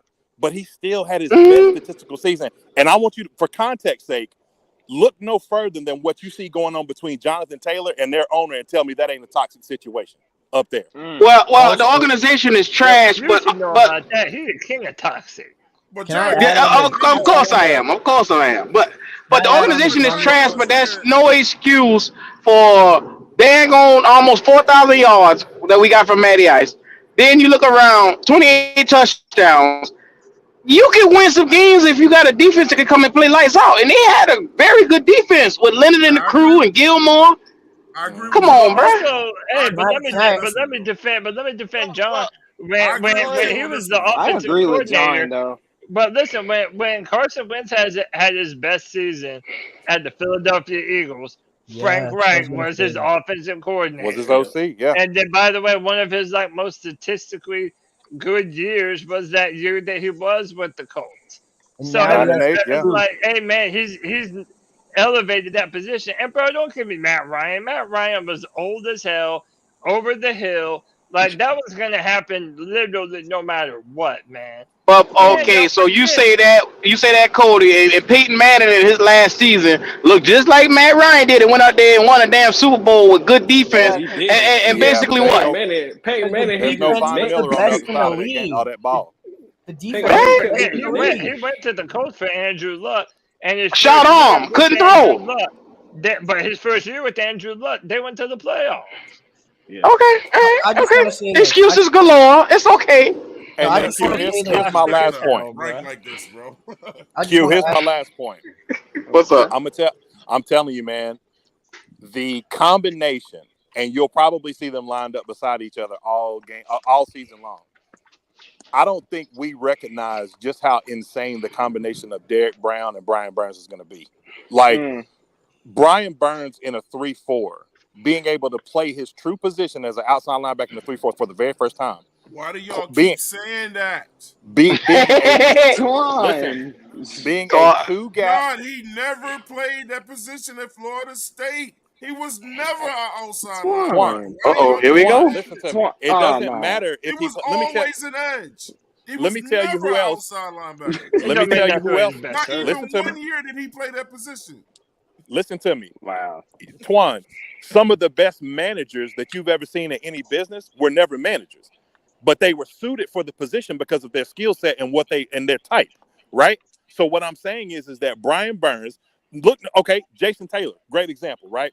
Jason Taylor, defensive end coming out of college. Jason Taylor, defensive end in a 4-3 in the NFL. Nick Saban comes in and convinces him, hey, man, why don't you switch to a 3-4? I think you be better suited for it with your like long arms, your lateral abilities, things like that. He's a Hall of Famer now. So the thing I'm telling you is that just because he didn't play that position, his body type is suited for it. He ain't suited to be no 4-3 defensive end. Like, he's too limber. He has that Von Miller type build up. Yes. I get you on that. Yes. So what I'm saying, where his strength is going to lie is this. He had 70-something quarterback pressures this year. I anticipate in this system, that's probably going to go up to 85, north of 90, right? And here's the reason why. That he's going to be asked to play 2 specific gaps and 2 gaps only. Because the guy that lines up like he does either plays the outside gap or the inside gap. Did you see what he was doing against Mekhi Becton? Now, I know Mekhi ain't, whatever. But did you see that practice film? It wasn't when he was getting to Aaron Rodgers that I was impressed with. It was when he was playing the inside gap and stopped the run the way he did, because that's always been a struggle of his. So you can tell that's something he's been working on. That's why I'm telling you, like, he might be an animal this year, bro. Hey, John, like, let me for just real. say 2 things. John, let me just say one thing, though, to kick back on just a little bit. But you're saying a lot of great stuff, man. But listen to this. We cannot take away that this man went to 2 Pro Bowls back-to-back playing edge. Y'all making it seem like he failed at edge. No, I'm not saying that he failed at edge. No, he's saying that he's going to be enhanced in the 3-4. His natural position, he just made 2 Pro Bowls playing edge. Twan, to your point, to build on top of your point, that should make you even more excited, because he made 2 Pro Bowls playing out of position. He really is. Yeah, I think he's gonna be. I think he can be just as good at that outside linebacker. Don't get it wrong. I'm just saying that people keep saying that his natural position. I know he had to learn that shit. He's never played it. But I think he's gonna benefit from it, though. I think he's gonna benefit it. I don't think he's gonna always that's be all back he's there. saying, I think they're gonna Twan, slide that his it's ass just up that sometimes too. all he's saying is that, he might not have been that before, but when you look at his body type and the speed and the athleticism, like, there is no doubt that is the better position for him to be able to play. It's not no doubt. And I also say this, though. It's not no doubt. No, I mean, John, it is I no do doubt. agree, though. But, John, we talked one time before when I said I would love it when Carolina, the day when they take Brian Burns' fingers out that dirt. I'm going to agree with Cody. I'm going to agree with Cody on this one, because if you think about the history of the pass rushes that we've had, like Brian Burns, to see him bulked up to where he is right now is not really where he was last year, because he's not as big as he was last year now. He's more lean, more agile. This is more what he naturally looks like. When you think about him next to a guy like Charles Johnson, Greg Hardy, obvious Julius, guys like that, he's not that. Those are 4-3, 5 tech 3 tech in dirt, hand in the dirt, like, get after the quarterback from a 5-point stance, like, or 3-point stance. He's not that. Like, he's not that guy at all. And the fact that they tried to make him that, like I said, he had 12.5 sacks. They tried to make him that guy. Now he's going to really get to flourish in a position that's probably more naturally suited for him. I'll say that instead. Y'all just okay. I wanted to piggyback on something with that too, man. Like, Justin Houston, he said something very revealing in his introductory press conference, and they were asking him what position he preferred to play, because he's done both. He's had his hand in the dirt and he's been a standing outside linebacker. And he said he preferred being a standing outside linebacker because your vision is so much better. You can see what's going on in the offensive backfield. Whereas when your hand is in the dirt, you're pretty much eye to eye with the offensive tackle. And that I think that's going to help Brian clean up all those near misses on those sacks that he's had over the years, where he could have been leading the NFL in sacks and pressures. Ooh, I'm excited. Hey, can I ask John a question? No, go ahead. I just want to ask John, because I haven't got his input on this. But John, what do you think about this? This has been a serious topic, like, from what we've been talking about C3 for a couple months, or I'd say a month. What is your opinion on this wide receiver core, and do you think that maybe I know we'll have to see it first, but a years down the line, maybe two, do you think we'll have to go after a true number one for Bryce, or do you think we can truly bank on Mingo's potential this year? Because I've been in the mindset of saying I really want us to target Bryce to target Mingo this year to see what he really has, because those other guys are kind of known quantities, right? Like we know Adam Thielen is kind of that third down, short yardage wide receiver. We know DJ Chark can, take the top off the defense if he's healthy. TMJ, we still have question marks about, but I just want to get your opinion on that, and anyone else can jump in too. Sure. There was a moment when Bryce, he was pressured. Not the one where he stepped out of the way and ran and, done that weird, dive and got hit, kind of, strange. But the one where he kind of broke off and ran to the sideline and went out of bounds. And when he, does that little thing like he, twirling a basketball around his, waist or whatever, and he threw the ball behind him. He didn't even give it to the ref. You could see visible frustration on his face. So Bryce basically answered that question for us. Because when the play is out of structure, the thing with older receivers is that they don't have the ability to necessarily move it. Like Adam Thielen's a tactician. It's going to be where it is. And if it ain't there, there's not much else that you have as an option. So he's not really going to have anybody, in my opinion, that can be a guy that kind of improvises with him and keeps the play alive.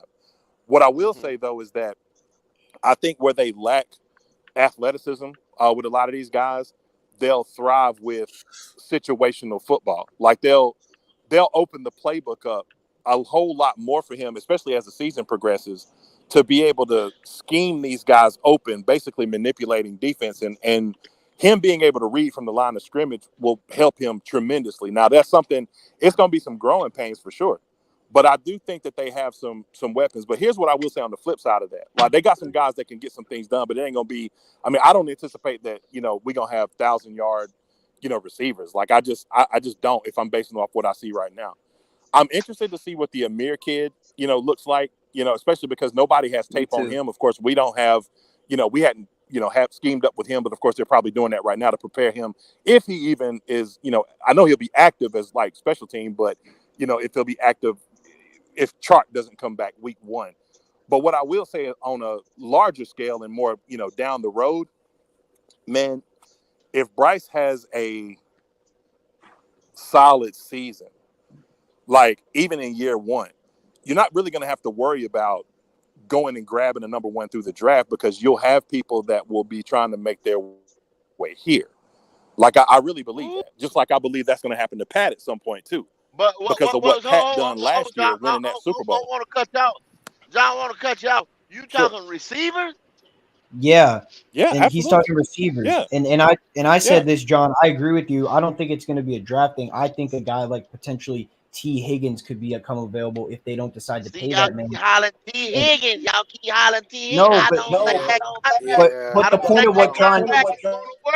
The point of what John is saying is that when you have a good quarterback, wide receivers are naturally going to migrate to you.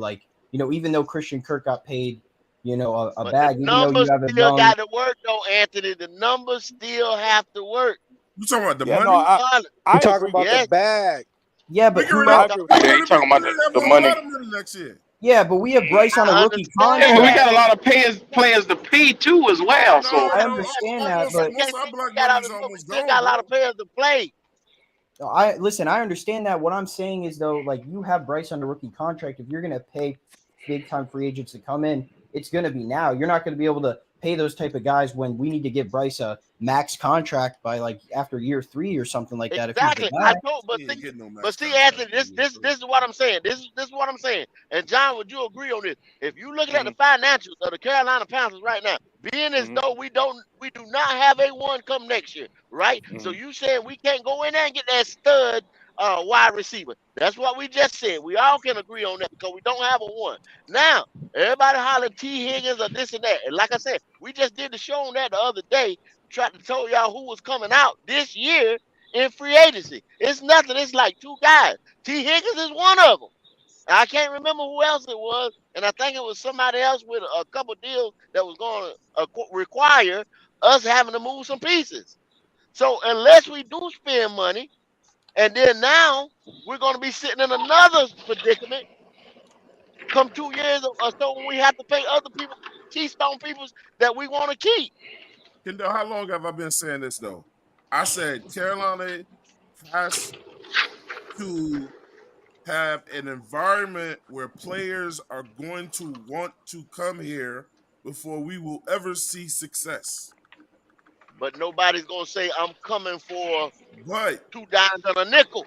But now that we got bright, look, look, depending on what we do this year, I think we can attract some people to come here.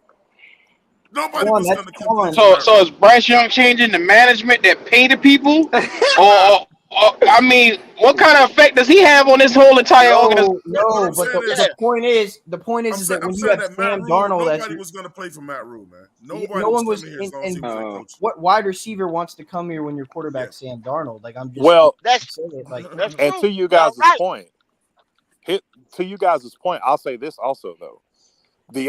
The flip side of that coin, let's just like, instead of looking towards the future, if we look at what we have right now, like, we don't really truly know what we have. I'm telling you guys, like, and y'all know this, I don't have to tell y'all this. Like, just look historically, man. Like, there have been so many people that have flourished when they got good quarterback play. Like, I remember watching one of the best, like, I think he's wide receiver coach now, but he's one of the hottest coaching names you'll see coming up after this year will be Keenan McCardell, right? If any of y'all remember, Keenan McCardell, he won a Super Bowl with Tampa Bay. But when did his career really start to flourish? It was when Mark Brunell showed up in Jacksonville, right? And him and Jimmy Smith, like, that tandem was like nearly unstoppable. I think they both had like 1,200 yards or something one season. It was insane, right? Yeah, it was a year that they went to the. You're right, though, John. I remember that combination in Jacksonville. If John Johnson, Keenan McCardell, all them boys back in the day in Tampa Bay. If I'm not mistaken, Keenan McCardell was on the.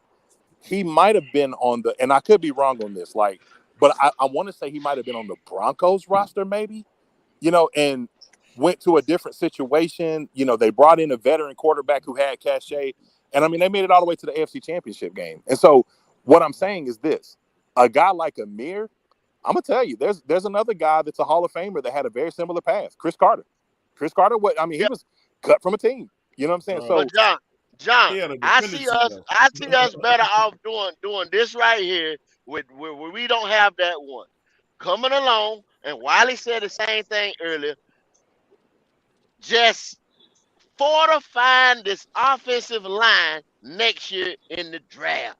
Mm-hmm. And then we may find a diamond in the rough at receiver somewhere. But it's not going to be those big name guys that y'all think it's going to be coming out of free agency. So I want to say something real quick, because if Cody is still here, I want to speak on a point that Cody's been making for a while.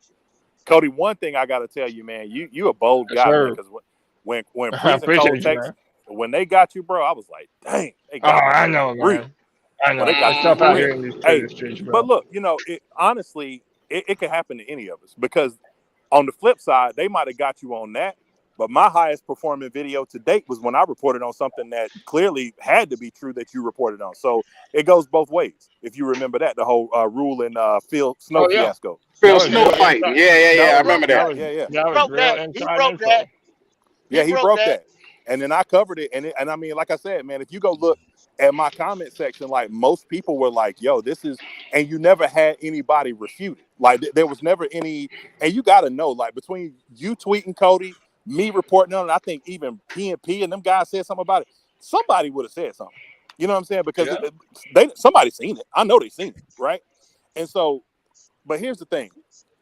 When you talked about the Icky and Brady Christensen situation, like, I got to be honest with you, man. Like, so Icky gave up 6 sacks last year. 2 of them was the Myles Garrett, which, that is what it is.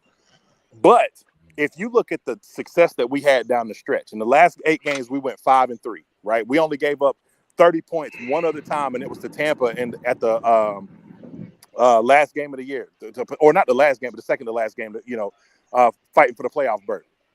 But the point is that we also in that time had a top 5 rushing attack. So Yep. what was Icky doing so successfully? He was run blocking. Yes, sir. So to me, I've been trying to tell him, John. I've been I trying to don't. tell him. Oh, Cody, please. No, I've been on I've this been train too, trying man. to I've tell been him. on this train too, Take right a with Cody. breather. All right. It's not Hey, listen. not just them two. I've been I on this do not think it is a foregone conclusion. Number one, here's the thing. Suppose that Icky became a all-pro guard. Was it a wasted pick? No, because No, not Quentin at Nelson all. was drafted that high. So of course it's not a Exactly. wasted pick. So you another one want to put him in that guard. I'm not saying that you have to, but I'm gonna tell you this. One thing we can learn from what we saw, like when we saw Marquand McCall get cut. Remember, I don't know if y'all remember me saying this. I said this multiple times. We all agreed to it. This isn't your old Carolina Panthers. I thought Marquand was gonna make this team. Like I was championing Marquand, and I was actually kind of messed up that he got. I'm like, man, that's crazy. Yeah, But I'm with you. He's lazy, clearly, schematically, he doesn't fit what 𝐥𝐤 wants to do. And they're only going to put guys out there that fit what he wants to do. And when you have a guy that had a top 10 defense last year, despite the mess, like I heard a stat that was nuts. If the Denver Broncos would have scored 20 points a game, they would have been 8-2. I heard that. 8-2 Yeah. to start the Yeah, season. if they'd Really? scored. They would have Yeah. been 8-2 for real. 20 points. So John, Yeah. 20. they That's say he don't crazy. fit what 𝐥𝐤 wants to do. No, I'm not saying that Okay. they don't. No, I'm saying this. That's the reason why they cut Marquand, because of scheme fit. Okay. So what is it that this Negro wants to do so damn bad? Because he really getting on my nerves is what he doing. I think you're going to see Derek Brown play not just the edge or the end. I ain't going to say edge, but the end. I think you'll also see Derek Brown play a little bit of nose as a space eater. Shot Tuttle will play some noses. I think they'll flip-flop those guys around. Williams, because Williams had a few sacks last year, so of course they're going to give him opportunity to, be able to pressure from the backfield without having to, assume 2 blocks.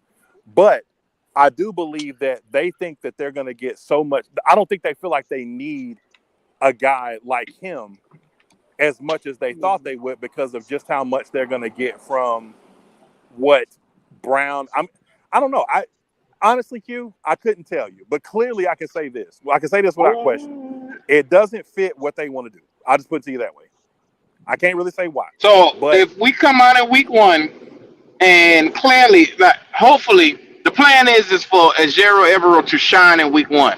But if he don't shine, and some of the deficiencies show where we let go some of these guys in areas where we should have kept them, is it okay and safe for me to get on his ass? Q, stop that, Q. Really? Absolutely. After 1 week. I just asked a question. I'm just asking a question. You are only. Q, let me ask. Yo, Q, let me ask. All these nose tackles he's cutting. So we got to figure out who is fitting his scheme. He ain't doing nothing but cutting nose tackles. The hell is the scheme? Because I want to ask Q a question. What's up? Is it okay if we're on Icky's ass?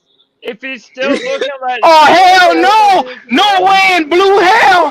He better not be asked, because y'all done sell this cat as being the God-sending walking on water nigga. I'm not doing it no more with him. No sir. Can I say something real quick? 𝐥𝐤, y'all don't put him on a pedestal. I don't want to hear that. You see how He you dodge goated, that Q. question, Come on, though? Q. Yeah, I know something? that. You be dodging questions. Can I say something? I ain't dodging questions. I just answered it. You ain't heard me. I asked I you told him if he go Icky to is dodge worthy questions. of slander if he looks like ass to start the season. If he looks like ass, I'm on his ass. That's what's going to happen. You better Like, be. I'm gonna be on be your good, ass, bro. man. 𝐥𝐤's gonna be good. Gotta be. Lord knows I don't want to see him fall, but if he fall, because you cutting all these valuable starters, McCall to me was a valuable starter. Now, granted, he had an injury. Okay, cool. But you cutting some of these guys and you blaming it on your philosophy. This better be one hell of a philosophy. Q, can you honestly, with a straight face, say that he didn't get outplayed by Raekwon Williams in that second preseason game? Exactly, man. Say that again. Say that again. Say that again. I said Thank he you, got John. outplayed by Raekwon Williams in that second preseason game. Thank you, John. Okay, It really cool. did. Okay, he got all played, so that means Raekwon better bring his ass to play every week. That's what I better see from him, consistency. Well, If he's on not, the I'm on practice his squad. ass. He's on the John, practice squad. what about his body of work last year though, John? That don't count for nothing. I think we saw from the cuts, Kendall, and what's up, bro? It's good to talk to you. Hey, you know it. I think we saw. Hey, I gotta say this real quick. Sidebar, man. I so hate that I missed the get together, man. I saw them pictures of all y'all, man, and shout out to Cody, man, and y'all guys doing a lot. I watched all of it, man. I was watching everybody. I watched Pop. I think I locked it. I tapped in with y'all when Pop was at the bar or whatever like that when he first got down there. You know what I'm saying? Mm-hmm. So, but man, seeing y'all pictures, man. I'm telling you, this fan base got a real strong. I hated it too. I hated it too, John, bro. Don't worry, we got one coming up. Y'all can make up for it. Y'all can pull on up now. I might have to link with y'all. But Kendall, to answer your question, I think when what you saw from the cuts, they are distancing themselves from anything that looked like what it did before, and knowing that. You see what I'm saying? So like it. They're trying to establish a new, like, really just a new culture, and that's one of the things that we don't really take into account, man. Like, have you ever worked with a guy that's like, he's good at his job, but man, he's annoying? You know what I'm saying? Like, it's hard to get along with him. Yeah, we got plenty of them. Yeah, we got plenty of them. Yeah, I know 2 of them right now. You know what I'm saying? And so the truth is, man, it really could have been a situation where, you know what, Buddy can perform. He got reps, but man, he ain't a guy. You know what I'm saying? Like, he just ain't a guy that really mess with what we trying to do, and like, it's just hard to get through to him. You know what I'm saying? And so they're like, you know what, we ain't putting up with that. I'm sorry. And so, and like I said, I'm not saying that it's a fact that, because B. Smith, it could have been the same situation with him, because I feel like B. Smith, if given opportunity, he has some potential, even if it's just special teams. So that was kind of a shock to me. Brandon Smith. That was a shock. That was a shock to you, John. Oh yeah. Hey, John, No, it's not. It's not a shock to you, John, because I told you 6 months ago that Brandon Smith was gonna get cut. You did. And what did you tell me? What did you tell me? No, I don't see that happening. I said just Ron, you got me. Yeah, you did. Now you could have saved yourself some heartbreak if you'd have listened to me 6 months ago. Hey, bro, I'm always listening to you. It's just, it's matter. I'm always locked in. The feet wiped off, the suit is on. I'm always in. I appreciate it, man. Now I feel special. Thank you so much. I appreciate it. Hey, John. You're still toxic though. What's your and you know it. What's your thoughts on Matt Corral? And I just want to say one thing real quick. Mm-hmm. If we're gonna get on a player's ass for not doing their job, but then we can't get on, for example, 𝐤𝐤𝐤𝐿 Ekwuanu's ass, like, bro, I just I don't really see that. I mean, because again, like, I've seen 𝐤𝐤𝐤𝐿 Ekwuanu been a great left guard in college, and like, he is a run specialist. So I just think fans are scared that because left tackle's the sexy position, that it's not going to look as sexy if he's not playing it. So I think that's. I'll say this. This is the thing that I'll say about. So to answer your question, Anthony, I'm gonna answer 2 parts of what you just said. The first thing, when you talked about it, if Brady Christensen didn't exist, you would not hear me make this even close to agreeing with Cody. Like, exactly. if it was Chan, if it was if they kept Sam Tecklenburg or whoever was in that left guard position, you would not hear me say that. Here's the reason I say it. The reason why this man had such a high RAS score, the reason why in the common draft era at his time, which I cannot understand, the level of competition was the only reason that Brady Christensen fell as far as he did. And then his measurables, because he had the similar Rashawn Slater, arm length or whatever like that. But there's another guy that's going to walk in first ballot, just like Joe Thomas did, named Jason Peters, who wasn't drafted, who is undersized, by the way. So it's not uncommon. Tevin Jenkins is another guy that's that is undersized. But the point I'm making is this: when you have a guy that can get out of his stance extremely fast, you can make up for strength with leverage. And if you go back and watch Brady Christensen's few opportunities that he had at left tackle, you can see that he gets out so fast. Sometimes even before the ball reaches the quarterback's hand, he's already in a stance where he's set and ready for the bull rush. I saw that a couple of times. That's really where Icky always struggles. Icky struggles to get out of his break because his legs don't separate nearly as much. And that's what, but in as far as strength is concerned, and even football IQ, it ain't like Icky don't understand protections. Icky knows, he understands, he's a very, very smart guy. He's just more strength than technique. And I feel like he would be better suited swapping positions. And I'm telling you, if he starts to struggle early, don't be surprised if they start listening to, I ain't saying that they listen to fans, but they're going to look at the tape and listen to the tape and say like, hey, why don't we try this out just to see how it works? Especially, like I said, considering the fact that if we had a top 5 rushing unit going into the last 8-game stretch where we were 5-3 and he was one of the highest ranked offensive tackles in football, there had to be a correlation to that. Gotta be. So that's to that point. To the Matt Corral point, I think that the worst thing that ever happened to Matt Corral was Lane Kiffin, because Matt Corral's got real talent, but he's going to have to develop, and it's going to be a slow play. Like, it ain't going to be, Matt Corral might not be ready for another 3 years, man, to be honest with you, because you can see, I don't know if you guys remember me saying this, right? So Sam Darnold, if guys can't sense pressure, you know, Caleb Williams and Bryce Young were 1 and 1A last year in college football. Why? Pressure. They performed well under pressure. They didn't allow the pressure to change the way that they were going to play their play. When Bryce's first pass, he got destroyed, right? Guy ran right past, who was it, Jeremiah Johnson? Ran right past Icky, blew him up, right? But he still went through his read, went through all 4 reads, as a matter of fact, and, you know, made his pass where it needed to go. In the case of Matt Corral, the pressure, 1, is rattling you. 2, you are kind of, I'm sorry, y'all. You're kind of dealing with a situation where a quarterback was asked to do one thing and one thing only. Like, literally, bro, go watch his tape at Ole Miss. The minute that they snapped the ball, if he put the ball in the hand of, or in the RPO, and his first read wasn't there, gone. That does not work in the NFL. It does not work in the NFL. But they consider him a running quarterback, though. You see what I'm saying? Exactly. It works. It depends on who the quarterback is, because Lamar Jackson does it all the time. Lamar Jackson does it all the time. He's a runner. Lamar Jackson does it all the time. Kyler Murray does it. The difference is, though, Twan, is that Lamar is asked to make full field reads. That's the one thing about Lamar. Watch Lamar this year, and you'll see what I'm talking about. But Lamar is asked to make full field reads. He was asked to do that at Louisville under, who is it, Bob Stoops? Or Bobby Petrino. I'm sorry. Yeah, he was asked to do the same thing at Louisville. He's not asked to read one side of the field only.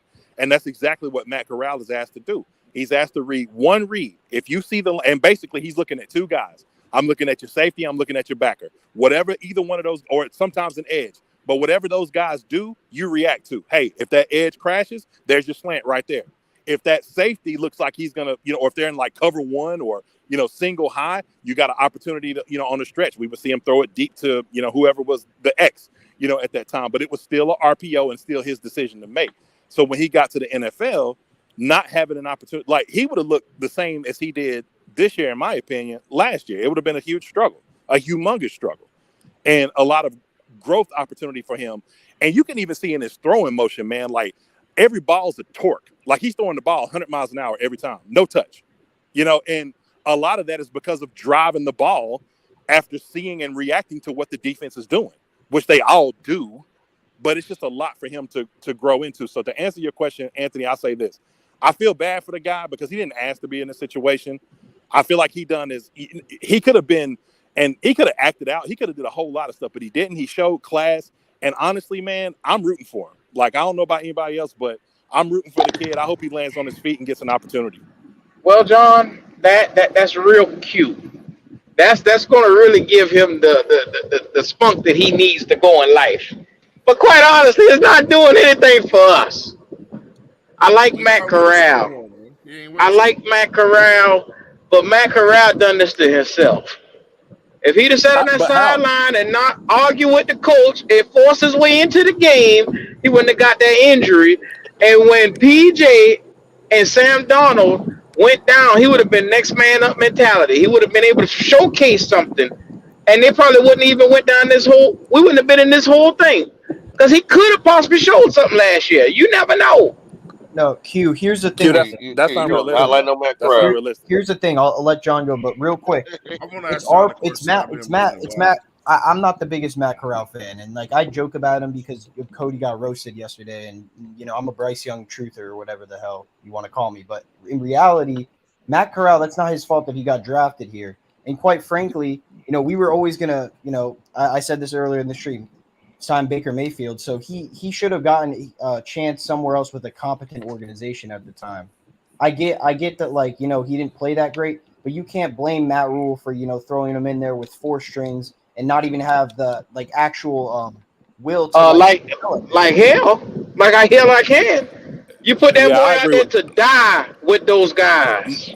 No, I agree with Q on this, and where I would agree with Q, not all the way, but I agree with, hey, your opportunity is your opportunity. Like whenever your chance is, like Kurt Warner would tell you if he had to do it over again that he would have changed. But when Kurt Warner was with the Packers, when he first came out of college and went to the Packers, got signed free agent, undrafted free agent, and he shows up and they're like, all right, Warner, get in the game.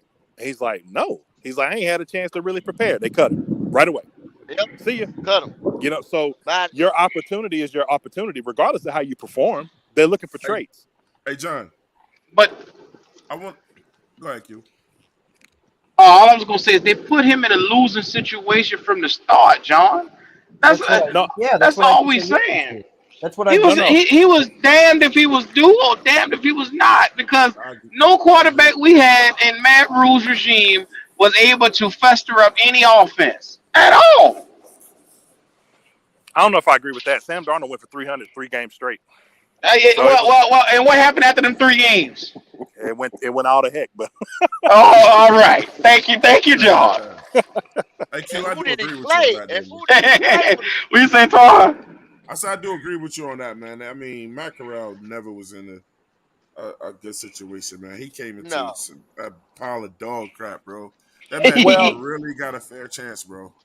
I agree with that, Twan. But I'll say this though: the fact that Matt Rule is your coach, man, it even sullies it more. Well, if you want to blame Matt for anything, and I know that we want our athletes to die on the shield, man. That's just unfortunately how the ball rolls. But if you're gonna blame him for anything, blame Matt Corral for playing in that Rose Bowl game and getting hurt. Because had he not put that tape out and all you saw was the 68 completion percentage, 3,000 some odd yards, and single digit interceptions, Matt Corral probably never made it to us. He was probably a day 2 pick, maybe late first round. But when he got hurt, that scared teams off. John, the only thing I want to kick back on you with is this. Now, I sat down and interviewed you, and one of the things that you've been consistent with is Bryce Young. Mm-hmm. But at the same time, I want to challenge you on something. Okay. A lot of times when you speak on Bryce Young, it sounds like you're giving him thousands of passes. Like, it sounds like he can do no wrong. Man, boy. It sounds like sometimes like you are blaming other people for some of the rookie mistakes that he's making, and it's like, are we gonna allow this dude to grow up and make those rookie mistakes, or are we gonna blame other players every time he does something that's not good? I never heard John say anything like Bryce has got to do this better or blah blah blah. This will come with time. A lot of times it just seems like you're blaming other players for some things that he may not have been right with. Yeah, so I'll ask you this. Hey, Q, hold on for a second. Hey, Q, I'm gonna check out for a minute. Go, so whatever you want to do, if you keep it up, I got you, fam. I got you. All right. All I gotta say, man, is y'all be taking too seriously, man. No, let me answer Twan's question with a question. Okay. In that case, Twan, because one, I haven't been around. I haven't said anything publicly, at least, since the preseason ended, or even began for that reason. So I haven't really had a chance to, openly react to it. Which, I'm making my way back. I'll be back soon. Okay. But, my question to you is, give me examples. All right. Like, give me examples of things that you see that you would say, hey, John, why aren't you being critical of X? And if I can give you a reason, then I'm going to give you a reason. If I can't, I can't. But instead of it just being a blanket statement, give me specific examples. I got you. So listen, I think that Bryce Young, and look, man, I'm wishing for the most just like you, bro. I think he sold a lot of balls in preseason, man. I think he's made some rookie mistakes. Like you went back to the thing with Steve Smith, you know what I'm saying? It says Steve Smith said something about, okay, I get the thing with Chenault, man, because that's not Chenault's. He ain't the receiver that's gonna run out and run routes and things like that or whatever. That's not his forte. But some of the things that he dropped back, I mean, I felt like sometimes I felt like Bryce held the ball too long, you know, and I think he sold a lot of balls. Sometimes, I think sometimes he's even gotten rid of it too quick. But I'm not trying to judge him like I'm tearing him down. I just think he's made some rookie mistakes, and I'm just saying it seems like with some people when they speak of him, it's like, are we gonna allow him to grow into his own too? And do point out some of the things that, you know what I'm saying, that's just rookie mistakes. I ain't saying like we could tear this dude down because I think he's gonna definitely be a beast. But it's some stuff is rookie shit. To that, I would say this. And I'm sorry if I wasn't clear. You know, that was crystal clear the first time. Okay. No, it's okay. I would say this to that. One, I just wanted to challenge you on that. That's all. No, that's more than fair. If you or I look at a glass, or you look at the sky, you know, you could tell me the sky is pink, gray. I could look at it and say it's blue. You know, it's all a matter of subjectivity because you might be colorblind, you know, or objectivity, I should say. So where you might look at Bryce and say like, hey, man, he sailed the ball. I would look at you and agree. But I would say, well, he didn't force one either. You see what I'm saying? Like, he didn't have any turnovers. So he's not trying to. And here's the thing. The proof of the fact that not only is he not going to have turnovers, like he did go underneath a couple of times, but he sailed a ball to Derek Wright in the end zone because there was nothing there, only to come back on the next drive and not be afraid and dump it off underneath when he had, I can't remember the running back, maybe Spencer Brown was in on that play where he threw that corner to Adam Thielen for his first touchdown.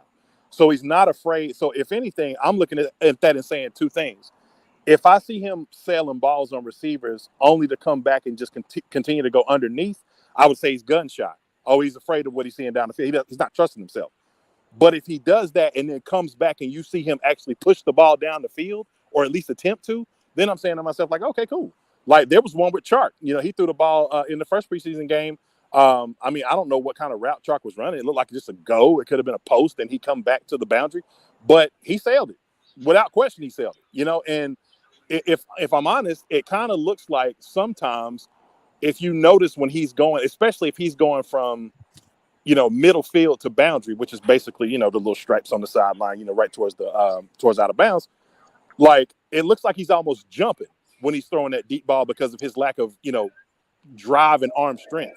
Somehow, some way they get there accurate sometimes, but it's not a very accurate place where he's going to place the ball. But guess who else didn't place it accurate on the boundary? Drew Brees. I can tell you another quarterback that didn't have a high boundary percentage. Tom Brady. Like, it's not something that I sit and worry about. What I worry about is this. Is he gun shy when he's making those plays and he doesn't see anything there? Or is he throwing the ball in places where you just be like, what? And turning the ball over? To that, I would beat both of those. I would say no. And that's the reason I'm not as critical, Twine. But I can agree with you that I have been not as hard on him as I would be maybe on some others. So you're fair in that. But at the same time, bro, I'm biased. Let me tell you how biased I am. Can I ask you a question real quick, brother? Hey, brother, real quick, but this my name is Leo. Pardon me. I'm gonna ask you a question. Do you think the Panthers have the requisite weapons for Bryce Young to be successful in the coming year? Say that again. You cut out a little bit. Oh, do you think the Panthers have the weapons for the Panthers to be successful in this coming year as Bryce Young being the quarterback? If you want a simple answer, no. I don't think that they have. I think that they have some weapons that can. I'm gonna be honest with you, Leo. I'm a little concerned because I feel like the only person that they can really truly scheme up to get open without having athleticism and a ton of speed is Adam Thielen. I don't know what they have in Terrace Marshall because we ain't seen it. I know what I see in Chark, and Chark looks like he's just gonna be, you know, hey man, off the line of scrimmage, just take off and let somebody catch you. If you happen to separate, then we'll get it to you. If not, as far as you know, maybe a couple of underneath routes, maybe a corner or, you know, skinny post or whatever like that. But I'd be too afraid of him getting hurt, you know, on anything where he's gonna meet a linebacker one-on-one. So to answer your question, Leo, honestly, no. Which is Well, why I well think. hold on, John. What about Go ahead. Mingo? You can't swipe past Mingo. Well, I can and can't at the same time because you don't know. Here's what I do know. I know that the one time that they did call a shallow cross for Mingo, look at how much separation he had. You know what I'm saying? Like, I'll tell you this too. If he figures out how to continue, see, when Mingo, remember that pass where Bryce threw the little, like, you know, Bryce had kind of moved around or whatever, and he kind of flicked that ball to Jonathan Mingo.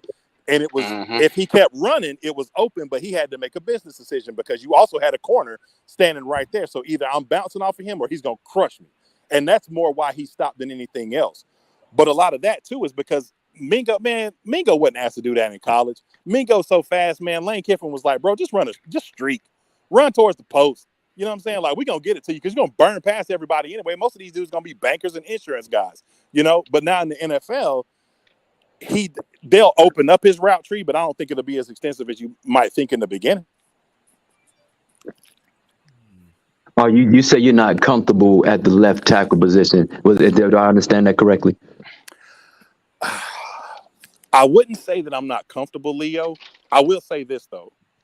I will say that I feel personally like Christensen is more of a pure fit at the position.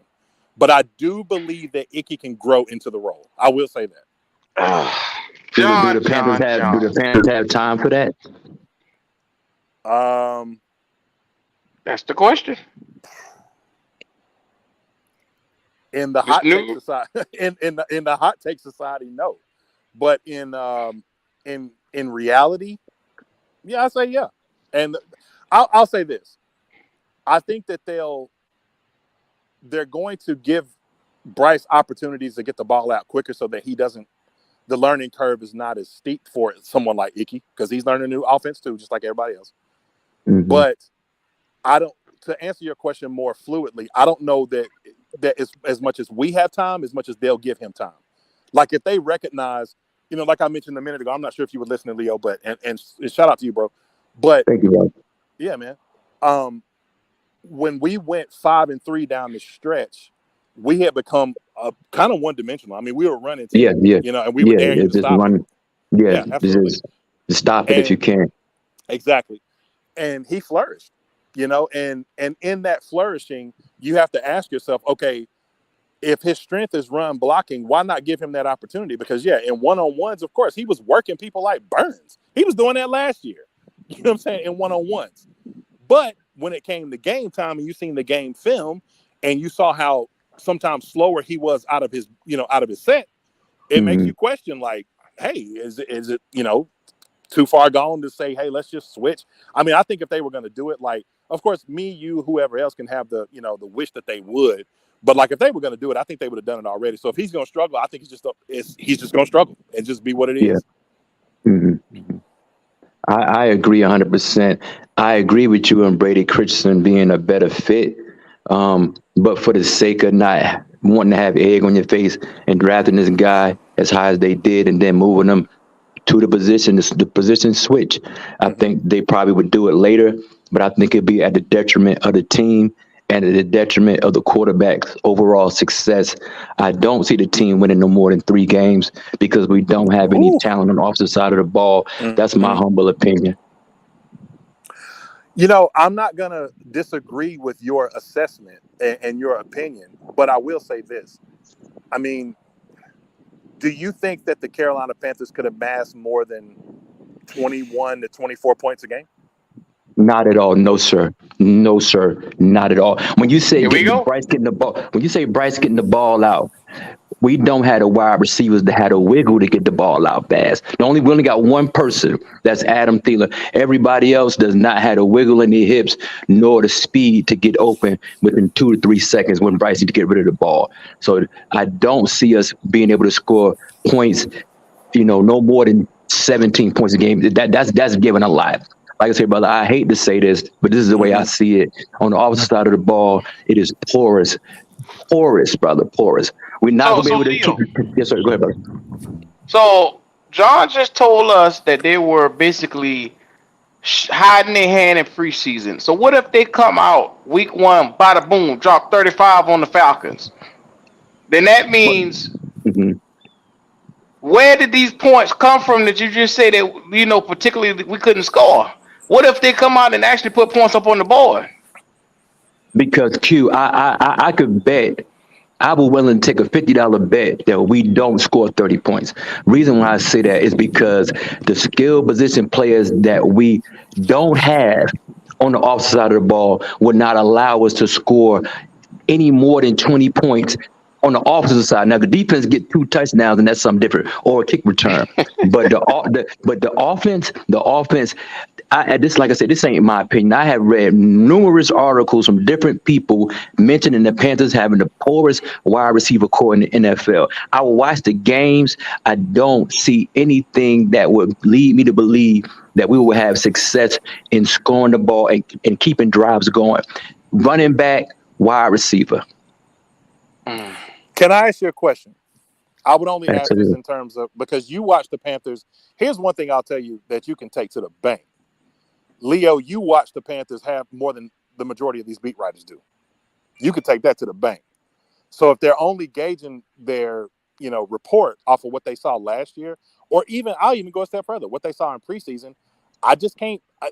To me, I can't look at that and say, I'm not going to say you're wrong necessarily in your assessment of what you saw in front of you now, but I can't project what that's going to look like in the season. And the reason, let me give you an example. We talked about Bryce, right? If you remember, Bryce hit Mingo in the last preseason game on a slant that he took 15 yards. Do you know why that happened? Because Bryce was looking at what the linebackers were doing. He identified the Mike, and he threw it to the hot, who was Mingo. That was all Bryce. That wasn't schemed up. So that's one of the things that I'm not saying you're wrong in terms of athleticism, because I agree with you 100% on that. But where he's going to be able to see things and react in real time is where I think these guys, he could put them in positions to be successful. Now, are they going to be George Pickens, Kenny Pickett throwing it down the sidelines and him catching a jump ball? No. But could you potentially have some Edelman kind of guys out there that might not be athletic but get put in the right position to succeed? Absolutely. But we don't have a Gronkowski on our team at all. We might not have a Gronk, but we Hayden got a Hurst? Hayden Hurst. We got a thank Hayden you. Hurst who's No, solid. thank you. He's No, thank you. serviceable though, Leo. He's serviceable. 100% he's serviceable. We talking about He can get you 500 yards right now, bro. He can do that. 500 yards is Q. It's 17 games. But for a tight end, that's serviceable, bro. But You Q, talking that's set? Q, Think we about don't it. If you did an average of 75 to 80 yards a game, you probably potentially looking at 750 yards for at least 10 games. So 17 games, bro. Go ahead, hit the super chat, Pop. Go ahead, hit the super chat. Red Swarm with the 999. Yes, sir. He said, I'll take anything that a Panther fan who readily admits that he is biased towards his team. But I'd like to ask John what he thinks of what ATL did on defense and the way our offense is set up. Thank you, Red Swarm, for that super chat. Yes, sir. Yes, sir. We appreciate you, brother. Now, I'm gonna listen in, gentlemen. I'm gonna head back. I appreciate y'all though. Okay, all right. Hey, Leo, thanks, man. Thanks for tapping in. Hey, all I'm saying. That whole Go conversation. ahead. Let me say this real quick.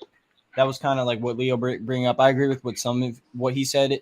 Some of what he said. At the same time, I do agree we do have serviceable guys, and so much of the NFL is, the scheme. How can you scheme these guys open? Absolutely. And we have a quarterback that throws with great anticipation. So I don't think it's going to be a problem necessarily this year, but I think in the long term, if you do want to have success, as I stated earlier, there is going to be a point in time where you do kind of have to look at the wide receiver market and maybe make a move for some guy on that wide receiver market that's young.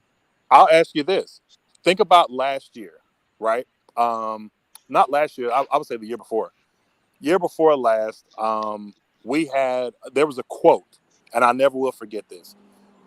In Matt Rule's first year, we had 3 guys go for over 1,000 all-purpose yards. We had Robbie Anderson, we had DJ Moore, and we had Mike Davis he went for 1,000 all-purpose yards that year, right? Because they had a serviceable Teddy Bridgewater that they could open up the playbook a little more to, right? And once that left, obviously things went completely downhill. But the point I'm making is this: how do you go from having 1,000-yard Robbie Anderson to having a 400 or 500-yard Robbie Anderson. I can tell you, scheme. Think about all what scheme. Yeah, what did Darius Slay say that time? What did he say? He said, "Bro, we was basically sitting on the routes." Remember that? Mm-hmm. If you don't have a quarterback that can make changes, if you don't have a quarterback that can read, if you don't have a quarterback that can, can take that much of the playbook and execute it in real time, then of course everybody's going to look one-dimensional. I really think you can honestly say, Q, you don't really know what these guys look like. In all honesty, you don't, because they haven't had a quarterback to be able to tell. You telling the truth on that, but you got to look at it too. We had a bad offensive coordinator and a bad quarterback, which is recipe for disaster all the way across the board. Absolutely. And now we finally upgrade both of them.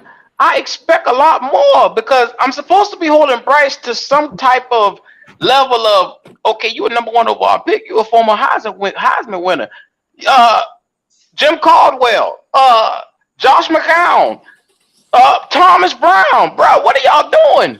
I need y'all to show me some type of consistency this year, bro. I can't go through this again. Q, I think you need to just wait and take it week by week, because I think like I need to wait. I've been waiting how many years now? I've been waiting how many years now? Listen, I don't think that, one, you should judge preseason and take it seriously. No, I'm not judging it.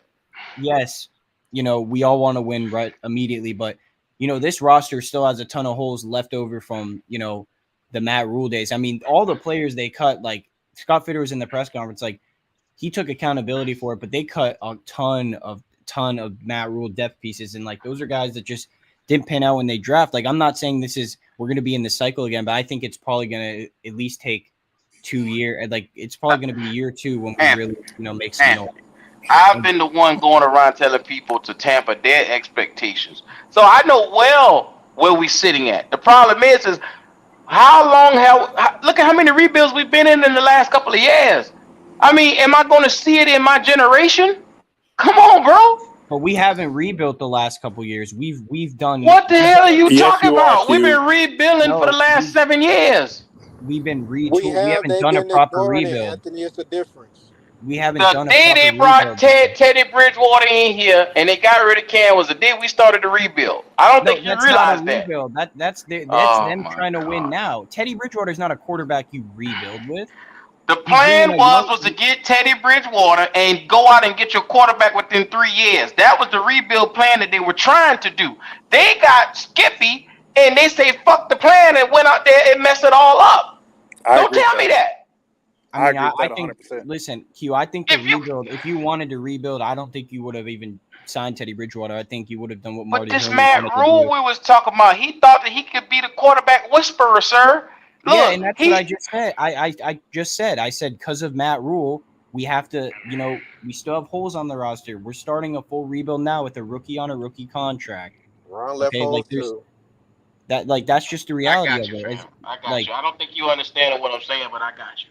No, I do understand what you're saying. You're saying like we've been rebuilding these last 3 seasons, and I told you I don't. No. It's longer than 3 seasons, Bubba. Go back, Bubba. Go back further than that.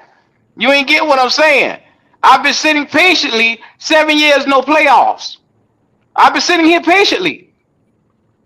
You telling me that I gotta wait damn near another 4 or 5 years to basically get this shit together? No, but that's not what you saying, but that's what the organization is practically doing. You got to sit here and look at the handwriting on the wall. John, am I lying? You're not lying, but I don't think it's entirely true. Like, I'll say this. Because if the handwriting was on the wall, let me tell you what they would have done before the offseason started. If they were in a full thread rebuild, let me tell you who's in a full all-out rebuild, the Arizona Cardinals. They're in a full rebuild. Got rid of Isaiah Simmons. Let him walk. Got rid of Colt McCoy. Let him walk. They brought in Josh Dobbs to start and actually told you with a straight face, oh, yeah, we're going to start him. Huh? If we were in a rebuild, let me tell you who they would have got rid of when the opportunity came. They would have let Brian Burns walk for them 2-1s. Oh, my goodness. He's a foundational piece. They weren't going to get rid of him, John. They would have if they wanted to rebuild. They would have.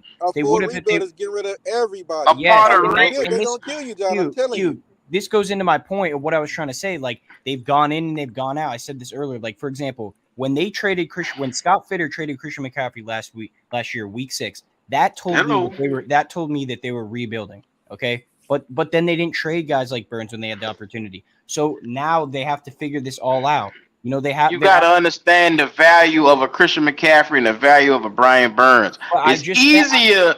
Okay, go ahead. No, but I just told you, like, if you're going in a rebuild, a serious rebuild, you take those draft picks.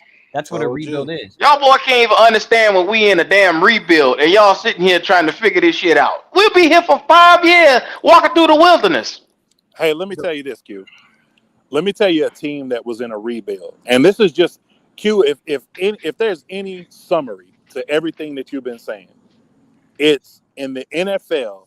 You cannot, and I say cannot boldly with 2 understrikes. You cannot win without a quarterback. Not in this NFL. Once upon a time, you could before the salary cap, and there's a few guys that'll break through from time to time. But without a franchise quarterback, you cannot win in this NFL. And so here's the thing. If we go look at the Cincinnati Bengals in a vacuum, if fate hadn't willed it so, and Joe Burrow doesn't have a magical season, what was their plan, Q? They were 2-14 when they picked him. That's a rebuild. What the Carolina Panthers have done, Q, it's too much talent. You can literally point exactly to why the Carolina Panthers have stunk the last 5 years. Quarterback play. That's it. But John, we have half-assed every attempt to get this thing right. It was a rebuild. Right, because to please y'all niggas, I'll say, it's not a rebuild, it's a retool. Please, I've been telling you we didn't rebuild. They're not doing it right. All right, okay. They haven't been If you botch a rebuild, then of course it's going to look like this and sound like this. It's not going to look official because you fucked it up. Hey, but John, Q, my question is John. Go ahead, Twan. This is what I said. I want to see if you agree with this. I think what's going on in Carolina right now is a replacement. Getting rid of all that trash and then certain guys that are going to get something done with this team, bro. I understand what Q was saying, though. And look, when you bring in 22 to 24 new guys in through the door, it's a 53-man roster. What the fuck are we talking about? You clean house, you clean a new regime, you change philosophies on defense, you change around the playbook on offense. What the hell is what am I getting that y'all not getting over here? But I think to say a rebuild, like you got to have usually a rebuild involves a lot of young. Well, we do got some young players, but a lot. We fucked the draft up, Twan. That's what I'm saying. I think this is more. This regime fell victim to all. We got a lot of young players. Y'all know we got everything that y'all putting in a rebuild classification. We've done everything. It's that we have messed it up so much. Like Thank you. Like we have tried to retool. We have tried to restructure. We try to repack or whatever you said, Twan. Replace or whatever. We've done that. We've done that. I get that's that. what I'm saying. We're gonna call it what it is. I'm going halfway with Q. I feel his frustration, man. But the thing is, we can't blame the coach. Look, the coaches that came in just now to kind of like have they back on it. How would you feel if you came in with your coaching staff and you only had 5 picks? And they have so much baggage. Listen, Q, everything that you're like arguing, like of what you're saying is what I'm like telling you too. Like I said, like, yes, there were so many times where they should have just rebuilt. But again, a rebuild is what John said, is what the Cardinals are doing. Like if you want to start from scratch, you get all young contracts, trade away the players that you may have to potentially pay in a year or so. You get as much draft capital as you do. That's a full-on rebuild. I told you, I said this about 5 minutes ago. If they wanted to rebuild from the start, they would have never signed Teddy Bridgewater, and they would have done what Marty Herney wanted to do, which was trade up a pick and draft Justin Herbert. Now, who knows? So my boy, Anthony, they done let these draft picks, they done went so long in this rebuild, these draft picks are now ready to be paid. That's what I'm saying. They started this shit years ago. That's the part y'all not looking at. They started this when Derek Brown was a fucking rookie. He in year 3, going on year 4.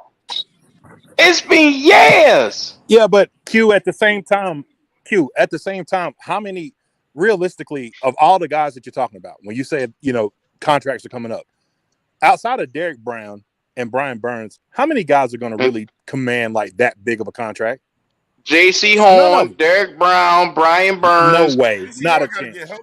You don't think J.C. Horn wanting $20 million a year? Shit, he got to stay in the game. If J.C. Horn wants $20 million, he'll get it somewhere else. It's not even time for him yet. Bruh, he's going on. He gonna get paid after next year. Watch, he gonna get paid. Somebody might be dumb enough to pay. I don't doubt that, but would be another dumb ass move, bro. Nah, I'm not saying that because JC, when he's on the field, he's a shutdown corner. He's a top 10 corner in the league right now. The key word is win. The key operative word is win. Well, if y'all want to get rid of him because y'all feel like that win shit is going to be very smart, go ahead. Well, Q, you're arguing that. But you'll be right back in the draft looking for another corner. Q, you're arguing that you do want to win now and you're tired of waiting. So I did not say that. You're not listening to me, Bubba. I'm saying when you said you this is the part of not listening you not doing. I said, when are we going to get this thing right? I didn't say I want to win right now. When are we going to get it right? We have been 7 years with no playoffs. How long does it take to rebuild? A decade? 2 decades? 3? That's something it may take a minute.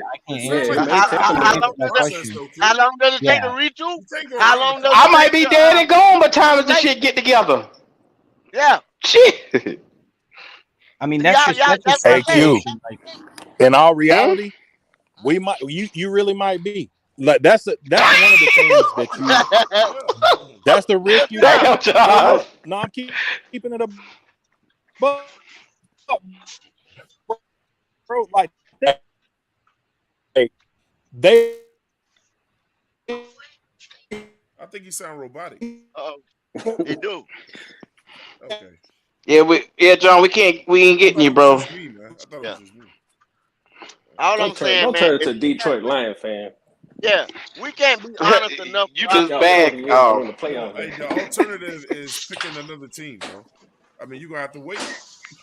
Yeah, you're gonna have to wait. Well, this is just it's tragic sometimes because that's the only alternative. Going to another team. Damn, Twan, and it hurt. I'm with you. Like, I understand where you're coming from, Q. Like you want to win, you frustrated.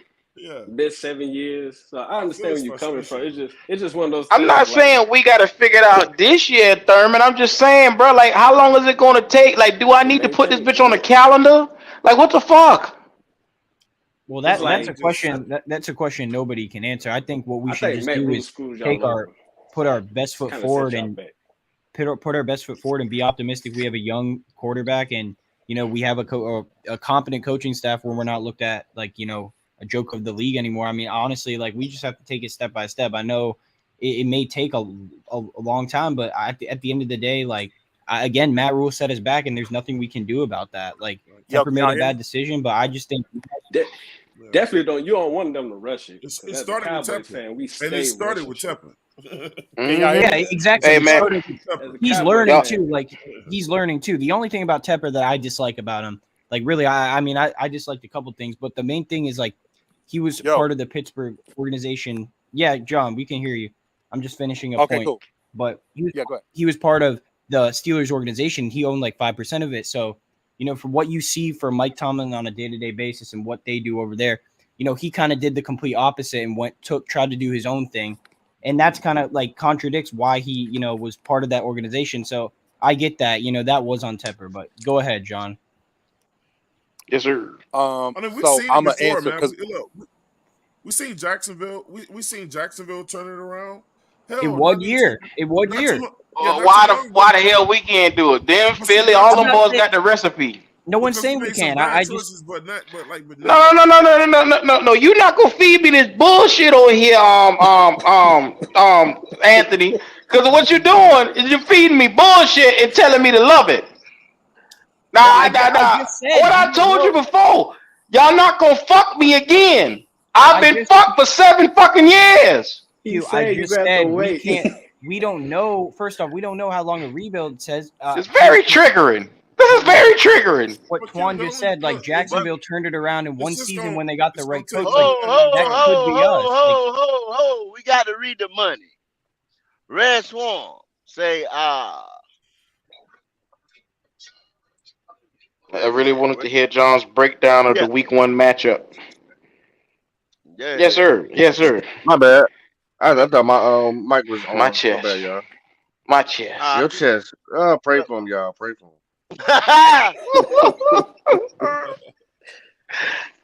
We'll get to that in a second, Red.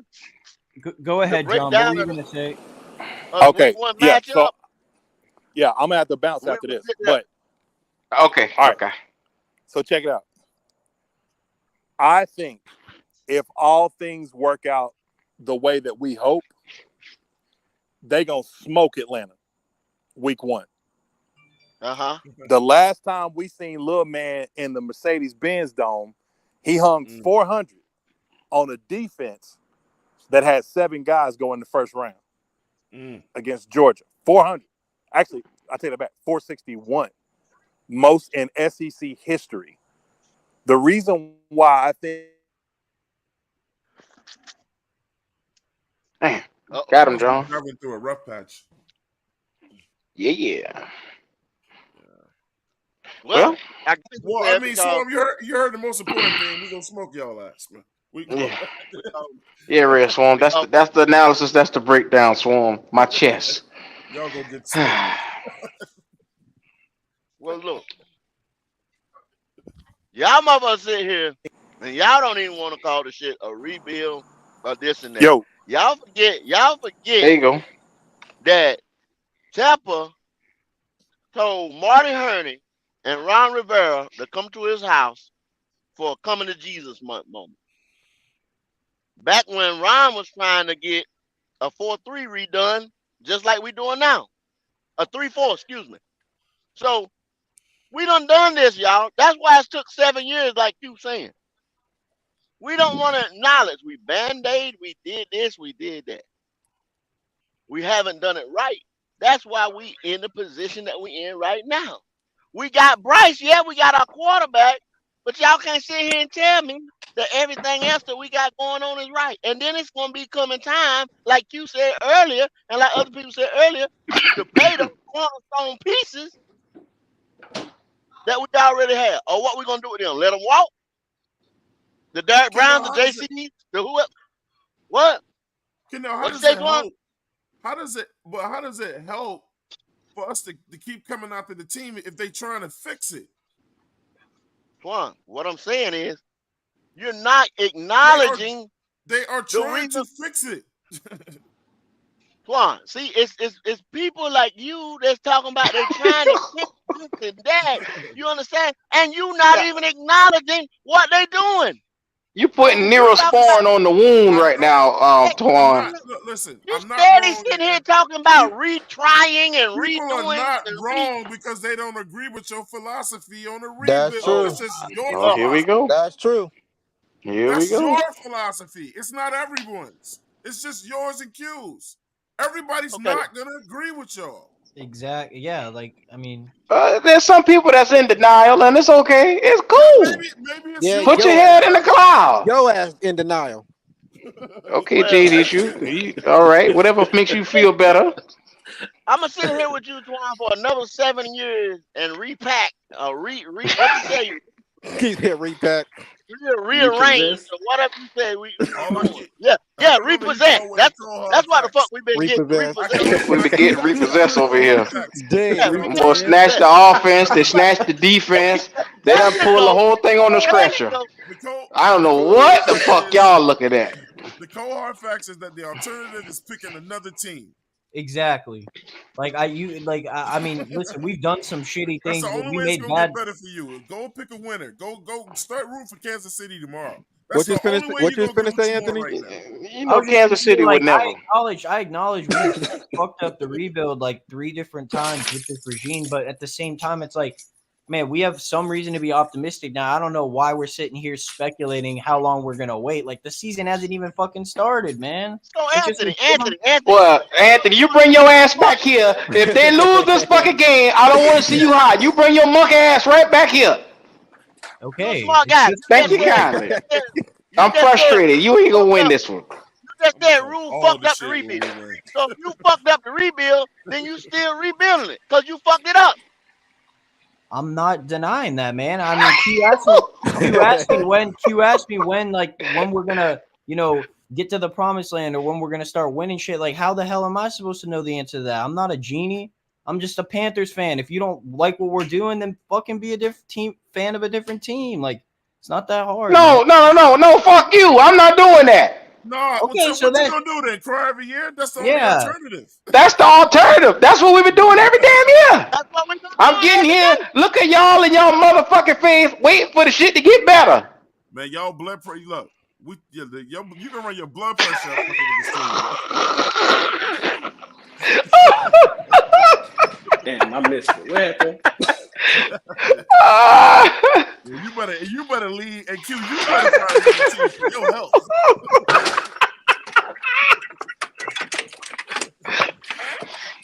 Oh man, that is too funny. What Q said this time? I missed it. Hey, what was These niggas that took 5 years off my life already. I'll be damned. The stress of going through this shit with every year. Hey, get this man some relaxing, man. This man stressed out. That's part of being a fan, Q. You gonna have to go through this shit, man. Oh, okay, yeah, you would know all about that. Cowboy fan, y'all can't win shit over there. 25 years? About to be 30? 27. No, 27, yeah, there you go. Since the NFC. See, I knew someone would keep count. This year 27 be years 28. in the NFC Championship game? Oh, man. Only won, 4 playoff games? All because your damn owner grew a fucking brain and got rid of one of the best fucking coaches ever in NFL. Because they couldn't coexist. I don't ask for much, Twan. I just ask the Lord to bless me with at least a playoff win or a Super Bowl. That's all I ask for. I don't ask for much. These Panthers have committed some sins that we can get over. How long the Bengals been in the league? Oh no, forget that. The Browns. Think of the Browns or the Cardinals. They've been in the league forever. Browns ain't never seen a Super Bowl. Them boy can't even sniff the puss. That's a damn shame. Oh, Lord. You at least saw 2 in your lifetime. That's Browns fans that never seen it.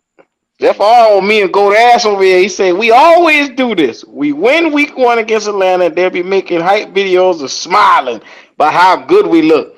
I know my boys. Well, Jeff all you motherfucking right. If we win the game, I'm going to be a happy son of a bitch.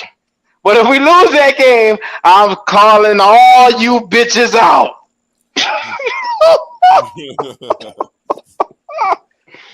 It's going down, Dropper. His own team, his own damn fans with him. Well, that cause lying ass Frank. We riding on 4 hours, y'all. Man, we gonna ease on. We gonna ease on out. Twan Don, give me something. Hey man, you guys, please, man, subscribe to the 704 Charlotte Bound Show, man. Everybody, shout out to all the content creators. Good having John over here today, hearing his perspective. Quality show today, man. You know what I'm saying? I enjoyed it thoroughly. Make sure you subscribe to Black Cat Panther Podcast. And these dudes really got something over here, man. I love it over here. Now, Thurman, let me get a last word there, brother. Yeah, subscribe to the Station 88 podcast, the college football podcast. I'm be making my picks probably tomorrow. Any betting fans out there, I'm gonna make some bet picks. Yeah, subscribe to the Black Cat Panther Podcast. Doing big things, so that's all I got. Yes, sir. Yes, sir. J-Issue. Excuse me. No, man, I ain't gonna be long-winded. Appreciate everybody stopping by. Make sure y'all continue to tune in. Make sure y'all hit that bell so y'all know when we go live or just drop videos. No doubt, no doubt. What else we got in here? Popping. Yo. Hey, look, yeah, man. You know we gotta do it, man. We gotta let you know. Gotta let you know. Here it is. It's right there for you on the screen. We are having our meet and greet. You gonna wanna be there. It's gonna be November 18th to the 20th, the weekend of the Cowboys. And Yeah. we're gonna be on the lake, man. You know what I'm saying? So y'all make sure y'all pull up, man. Everything's free, entertainment, free food. Uh, come kick it with your boys out there on the lake, man. You know what I'm saying? We're gonna try Both to shots do everything down. we can to get y'all there. If y'all coming from the airport, we'll provide you rides. And hey, you know what I'm saying? All you gotta do is bring your ass. Man. Other than that, man, y'all keep pumping. No doubt. Q.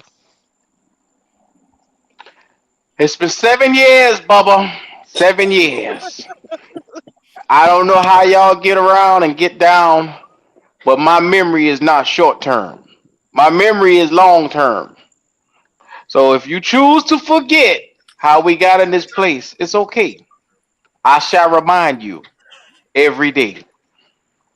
Welcome to the Black Cat Panther podcast, where a nigga is stressed.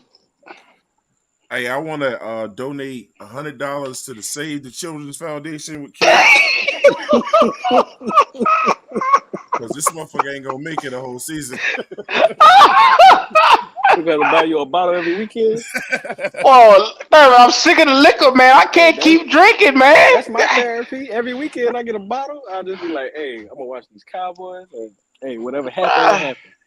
I got a bottle collection upstairs in the man cave, man. Fuck this shit, yeah. They got to start doing some wins, bro. You gonna be alright. Well, just ramping up, and we're gonna wrap it up. This is the station where we talk about a fourth string quarterback that looks like he's gonna run his ass around the league and be a journeyman. And our fan base is worried about his ass. And also, we just naive in denial. We don't know if we're rebuilding, repacking, repossess, restructure, on a rebate. If we can get a rebate on some shit, we need to rebate the motherfuckers that we need that we lost. Reenacting. But anyway, y'all go on over there, man. Watch Mud Ink Outlaw TV. Oh, go in the description, man. Watch parties, discords. We got some stuff. We're gonna make some big announcements tomorrow. Tomorrow we're gonna make some announcements around here on Popping Off Friday. Don't miss it. It's gonna be some big news for our members and everybody else. So come on through, get the notification. We're gonna make some big announcements tomorrow. Other than that, we out, young.